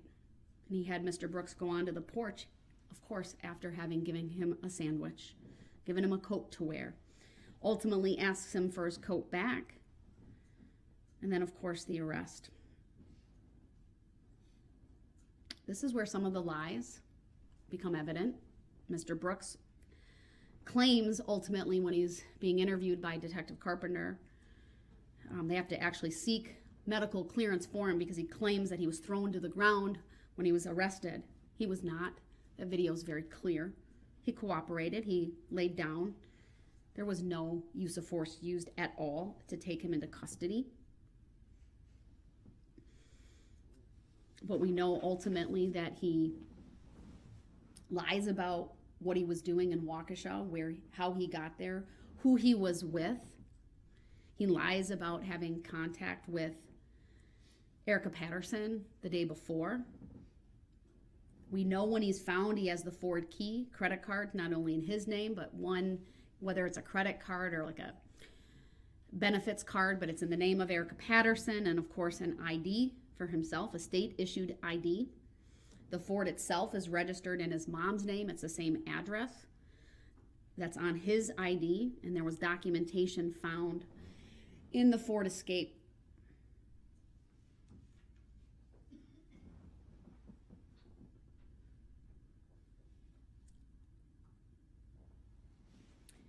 He's now in custody. He's taken to the substation, ultimately taken to Waukesha Memorial Hospital. What's notable about the video and audio clips that this court reviewed from the hospital, Mr. Brooks is calm. He's coherent. There's no obvious signs of impairment, no obvious signs or really any signs of mental distress. He makes statements that he's not from the area. He doesn't appear disoriented or confused. At some point, there's kind of a jovial atmosphere between him and one of the detectives. The next day, he lies to Detective Carpenter, denies driving to Waukesha. I got a ride. He makes up the story about a tan Kia. He's very nondescript and vague with the information that he provides. And over the course of those 5 hours, he never once references the parade. He never once says there was another driver. Of course, they start talking to him initially about the domestic altercation because by that time it's very clear a link had been made between Erica Patterson and the call that police originally received of the domestic, or at least an altercation near Frame Park, and Mr. Brooks. We also know, because of the bond conditions in the 2 felony cases, he's not supposed to have any contact with her whatsoever. But he does. At no time during the 5 hours on November 22nd does he make any admissions. Does he show any concern for any of the victims? No empathy, only lies, only concern for himself, for his family. Can I have a phone call? He does not provide, and I said this already, the name of anyone else that could be driving that vehicle.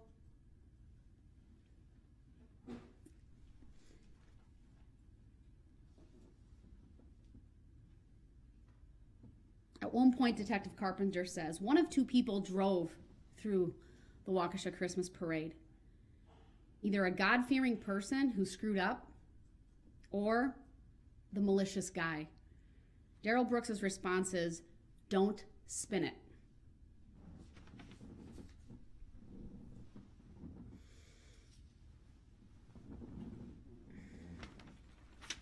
One of the things that has become abundantly clear throughout this trial, Darrell Brooks understands exactly what he's doing.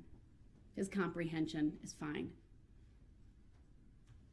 I have absolutely no concerns and have never had any concerns throughout this case and throughout this trial, or even through the past day and a half regarding his competency. He's intelligent, he's deliberate, he's purposeful. He made nuanced arguments during this trial, one about the right to counsel versus the right to the assistance of counsel. That's a sophisticated legal argument, not the product of someone who doesn't understand. He asked questions on cross regarding tint, horns. He brought up the recall after the fact. He talked and asked questions about, question about barricades, police being at the intersection. Although we never fully understood what his defense was, what became very apparent to me as I reread through all of my notes is that from the very beginning, he wanted to argue jury nullification. If you go back to his opening statements, he talked about power and the jury doing the right thing. He repeated that theme during his closing statement. At one point, he objected to evidence based upon a violation of one of the court's pretrial rulings. Again, a pretty sophisticated objection that resulted in the court striking an exhibit that had previously been received. Today, he spent close to 2 hours talking on his own behalf without any notes. He covered a variety of topics.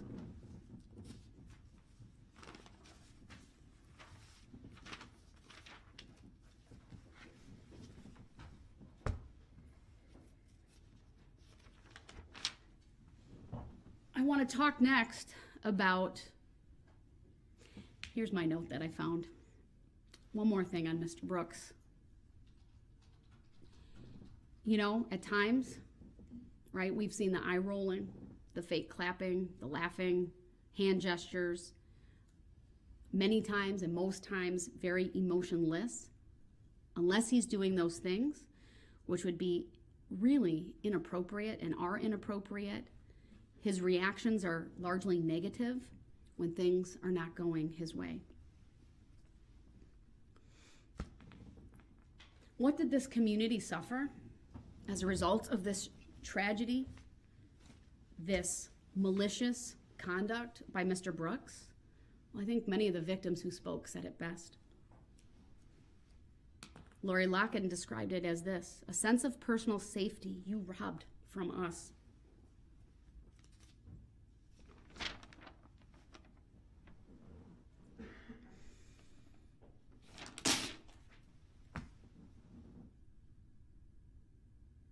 I believe it was Bill Mitchell who said, the only life he seems to value is his own.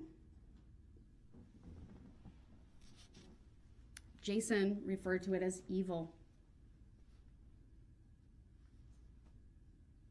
And he talked about innocence being stolen. He called the defendant a coward. No remorse. What he said is, you look like a monster. You look disrespectful to court and witnesses. You look like a callous jerk.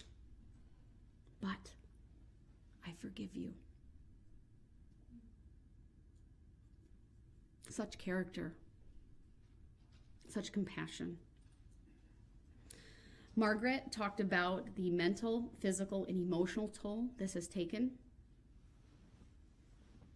She talked about how it was so traumatizing that her mind won't let her see everything that has happened, and that she's worried when her mind might allow her to do that.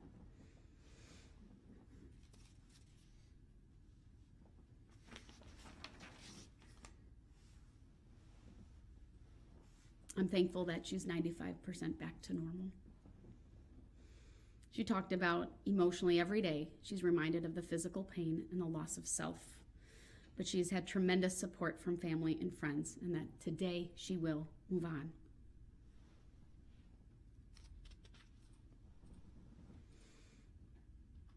Jeff Rogers also commented on the lack of remorse and sympathy for the victims,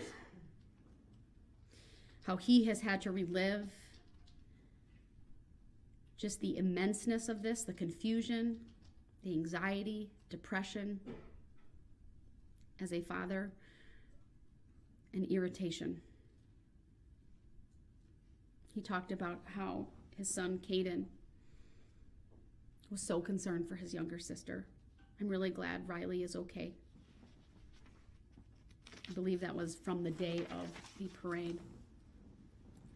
and how he recognized he was inches away from losing 3 of his 4 kids just because of where they were located. He had flashbacks of grabbing his daughter's jacket, missing the first time, but that Riley gets up sometimes 6, 7, 8 times a night. How this was supposed to be a happy kickoff event for him as their new president, and how after it happened and in the aftermath, the weight of the moment, and 35 people there trying to find everyone, weighed on him. He talked about the media showing up at his door and the emotional toll things have taken. It was intense, and speaking at Jackson's funeral. He talked about how his faith is stronger. Again, very gracious, very inspiring. We heard next from Jessica and Juan, and how this impacted them, the loss of their son's friend, Jackson. Their kids were involved in 2 different groups that day. One, a dance group, not the extreme dance group, but a different one. And then, of course, the Blazers. And how, I believe it was Jessica who said, I yelled stop. I put my hands out as if I had the power. How she saw Jackson, and how she will forever have that image burned in her memory. And that she was so grateful when she found her son, how she covered his eyes to shield him from what was around. Not once, but twice they had to run, because at first it was what happened through the parade, and then the active shooter situation, because of obviously people didn't know who had fired the shots in that moment. And she talked about pain and terror.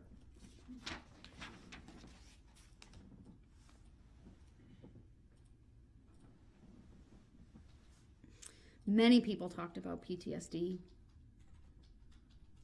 I mean, for her, I was really struck by how difficult it has been because of what she saw, not able to be a teacher, how she's hypervigilant, and every sound sends her into a panic, how her joy has been stolen, and how she does her best to hold it together for her kids. But when she was alone, she cried, she screamed. And only a month ago was she able to return to work, but in a very different capacity. She commented on the lack of remorse by Mr. Brooks, and that he seems to search only for sympathy for himself. She said he will always be a danger to society. We heard from more individuals. From the Blazers, again, a lot of discussion of PTSD.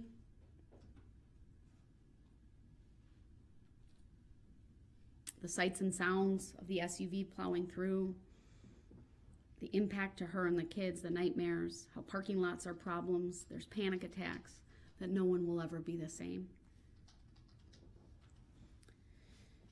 Of course, we heard next from the Sparks family. They're hurt, angry, they're traumatized, they're broken. It was difficult to even watch them make their statements. Their hurt is palpable. She talked about her last hug with Jackson, the horrible sounds she heard. She saw a police officer holding Jackson. She went to Tucker, and that her world came crashing down. She talked about how she found a hat, both boys' hats, then shoes.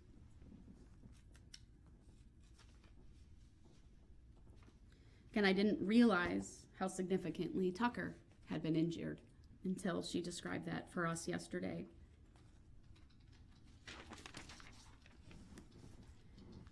How Tucker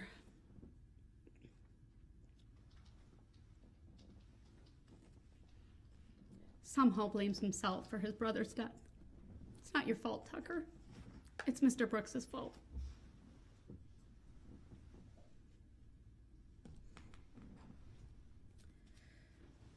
One of the things when there is a fatality with all of these victims is the future that is robbed from them, right? No future weddings, no future graduations, no future grandchildren or children, no plans. It's just gone. It's all memories. And the contrast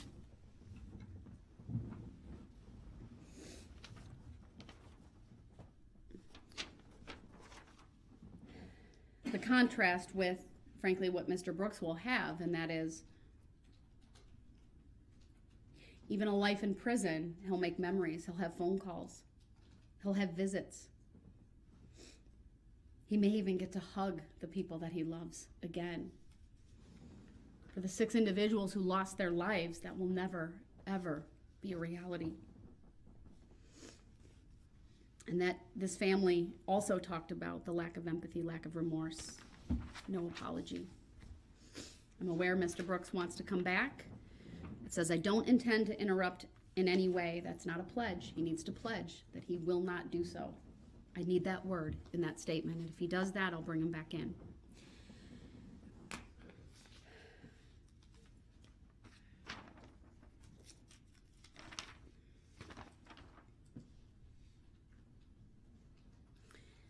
I'm going to try to go a little bit faster.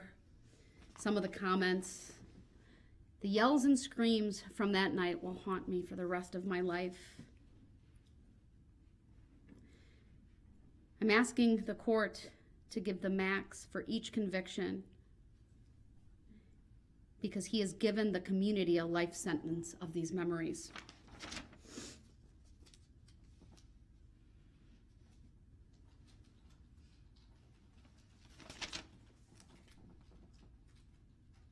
I think it was Tyler's mom who talked about the community rising like a phoenix. You clearly have a phoenix for a son. He's strong. He got me a little bit with his comments. Wasn't expecting that. You're an amazing young man. You're a picture of resiliency, of fortitude, of strength. I think what this community needs. I thought it was quite a testament that you took those pictures and the same pictures of Jackson, you replicated that, and I thought that was a great tribute to him.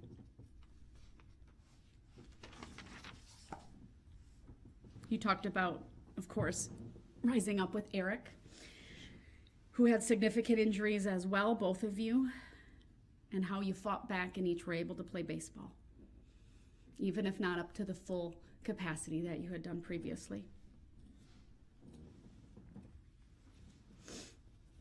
And then we next heard from Sasha, who's haunted by survivor guilt. My heart breaks for her. She talked about feeling empty, how she couldn't play soccer because her kicking leg would hurt from the injuries she sustained.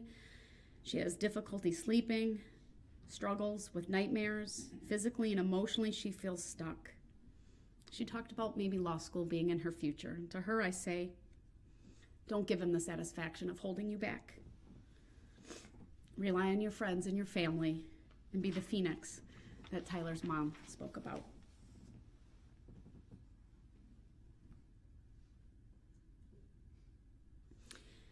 Jen Dunn read a statement from Sasha's mom, and I wrote this down. No one knows what it's like to stand on your feet when there is no floor. That's a pretty powerful image. I think that's very apt for what this community has gone through. We heard from others, including the Teagues. We saw photographs. So many families with more than one individual who was injured. How baseball for Eric was stolen, how he was such a good player.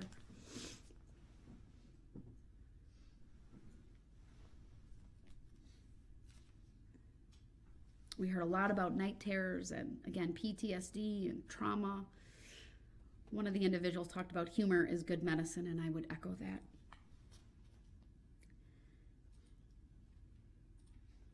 We heard about one band member whose instrument may have very well saved his life. Someone described it as a mental massacre, though, the aftermath of this. It's difficult to go downtown. It's difficult to get restful slumber. Panic attacks are common. Describe Mr. Brooks as sheer evil in its vilest form. I wrote down that despite all of the impact and carnage, many people talked about forgiveness, brokenness, sorrow, anger, hatred, regret. A lot of emotions. Frankly, really no emotion shown by Mr. Brooks, certainly not for what he did on November 21st. We saw a lot of anger for some of the people who lost loved ones, and understandably so.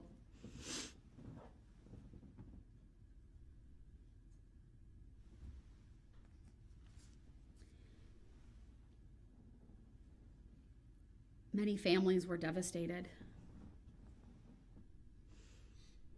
Nannies and grandmas were taken away.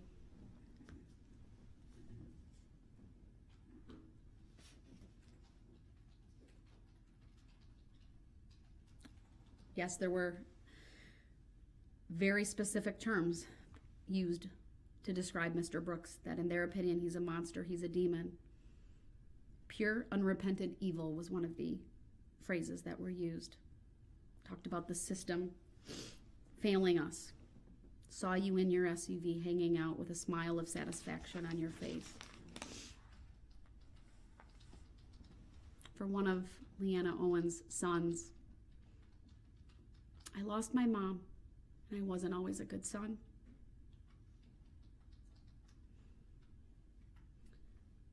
You can hear, right, the regret in that statement, because life is short, and these lives were taken far too short. We heard the very gracious statement from Michael Carlson, who, unbeknownst to me, had been writing Mr. Brooks in jail and sharing the gospel and the love of Jesus.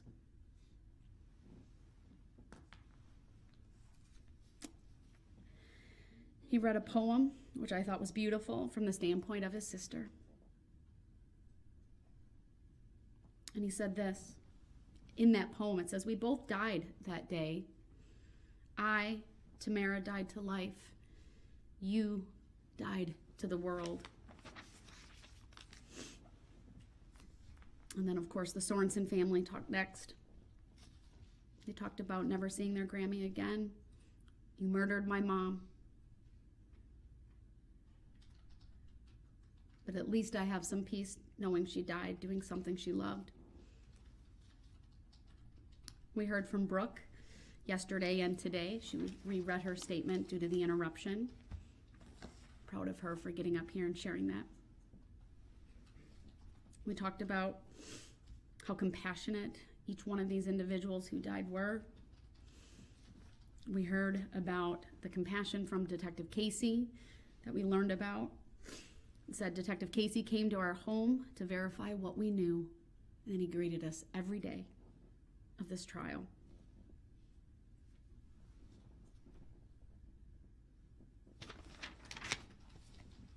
They ended with, "Angels watch over us." 6 angels watching over us today.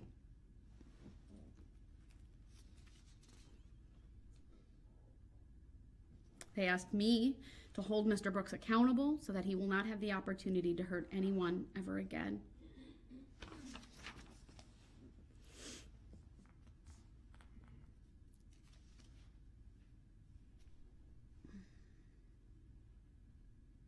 We heard from the Kulik family about the empty space that they have and the brokenness. Their lives being shattered by mom and grandma being taken away.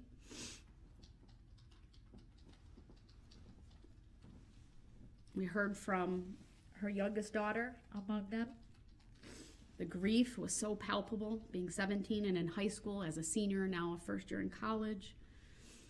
She talked about all of the things she will never have with her mom. Just the last year alone, an 18th birthday for her and her brother, graduation, and beginning college. She lamented that her mom would never see her do her wedding vows, never see any kids that she would have, be a grandmother. She wouldn't be able to call her mom for parenting advice. And how excruciating it was for that family to wait 3 hours because of the chaos at the hospital. Talked about triggers of their PTSD, sirens, things of that nature. And how she waited. She waited hoping that Darrell Brooks would have a reason. She also said this, verdicts don't bring my mom back. No more hugs, no more dinners, no more talks. My mom was the glue that kept our family together, and we are falling apart.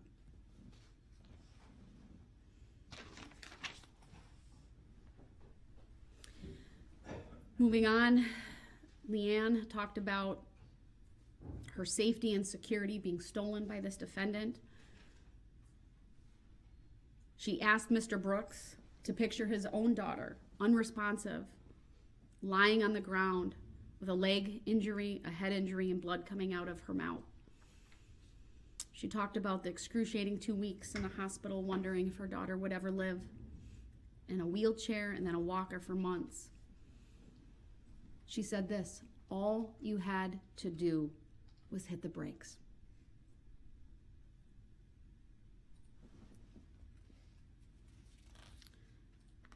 Her daughter talked about being scared of everything, worried about a sister, being alone in a church for 3 hours on lockdown because of what was happening in the aftermath. And we heard next from the Darrell family. A family that, of course, was impacted significantly with 4 of their children, all of their children being struck by the SUV, with the mom, of course, having to testify, in this case being called by Mr. Brooks, which, of course, was his right to call witnesses, but it's the manner in which, I think the indifference, not caring that this was someone who had 4 children impacted significantly. But clearly, you're raising your kids the right way. With grace and dignity, Charlotte got up and talked about the basic things you learned in kindergarten. She described what she saw as being stupid, delusional, and egotistical. She wanted to punch you in the face, and understandably so.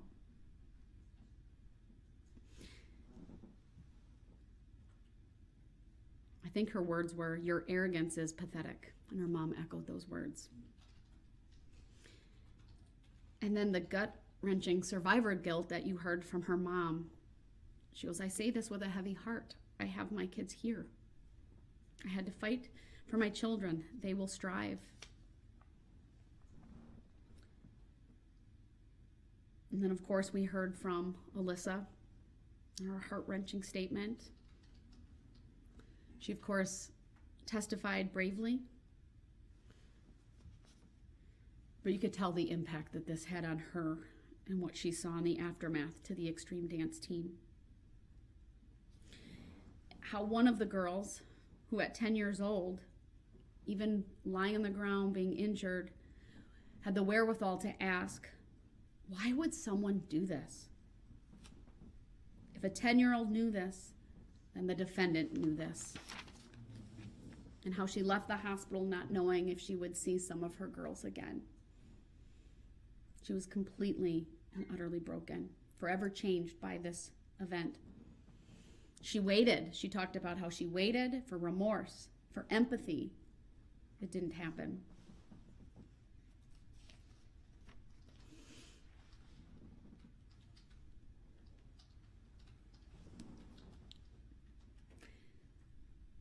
Dylan Darrell said something very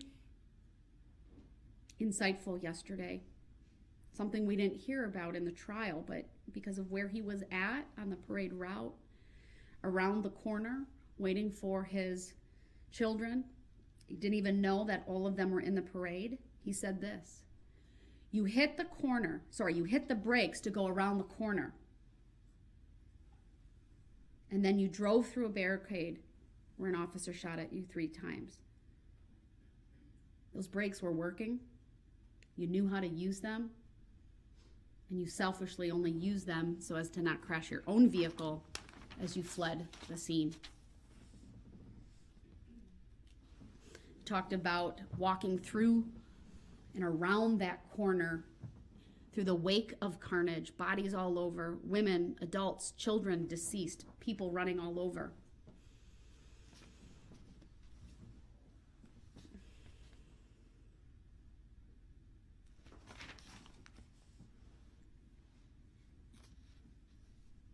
We heard from more of the members of the Extreme Dance team, either directly or parents and loved ones, how they had to walk through the carnage to find their children.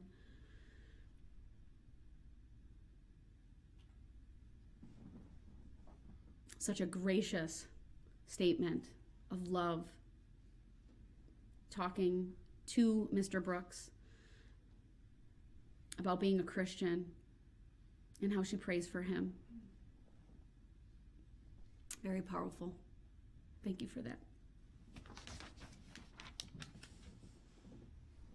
Her daughter, equally as powerful and brave and gracious. But even she knew, she said that I thought about you every day. How could someone do this?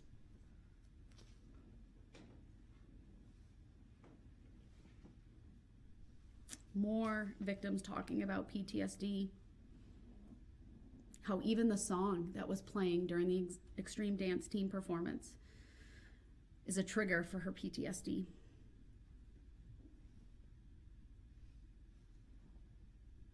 And how she's forgiven him.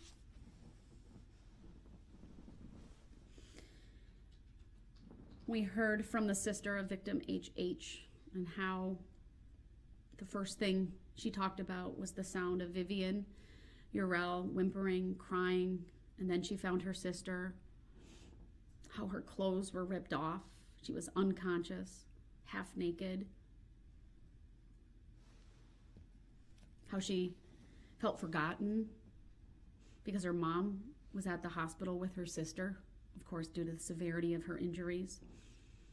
How her sister was in a coma for 2 weeks, but how she has survivor guilt and issues like that, panic attacks, PTSD. She can't be around fireworks, tires screeching is a trigger.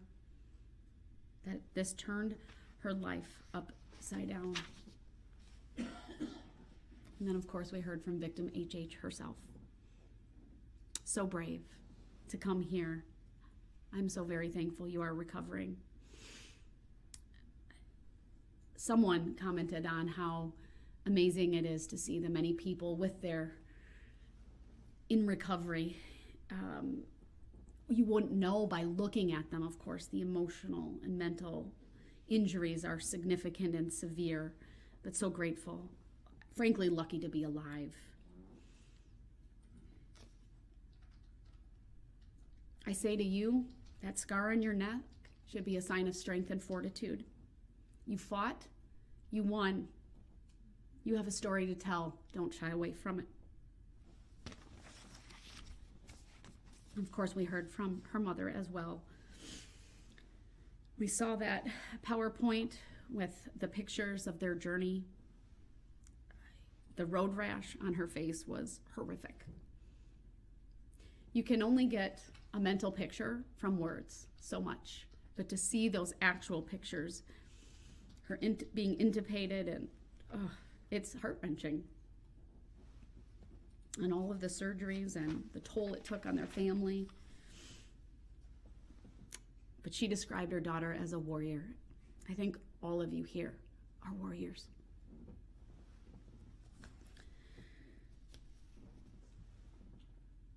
We heard from Sam and her family and what she went through and how significant her injuries were. And her mom talked about the haunting vision she has of just what she saw because of her perspective. Sitting in the back of the pickup truck, she had a front row seat to horror.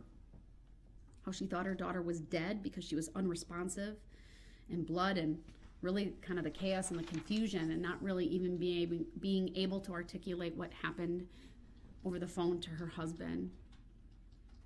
She described what happened as careless and reckless.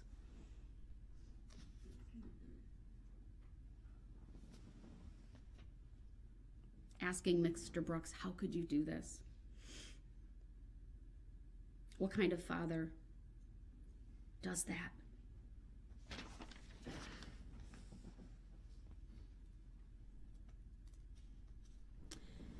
The last person we heard from was victim,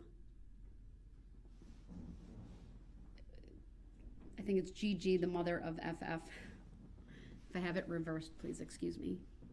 And how I actually have her written statement that was provided earlier today, but how she was so taken aback by the conduct of Mr. Brooks that she frankly called him out on it yesterday, because he was kind of motioning his hand like, okay, come on, let's get this over with, hurry up. She yelled at him, you don't care. She goes, you hit me, I saw you, you knew, you're a child killer, you're a woman killer. She was so flustered, she had to really gather herself before she could continue. So again, I want to thank the victims. I have other statements that I've read for people. So gracious. I think they were all members of the Catholic communities. Their statements were translated. Very gracious. Praying for Mr. Brooks.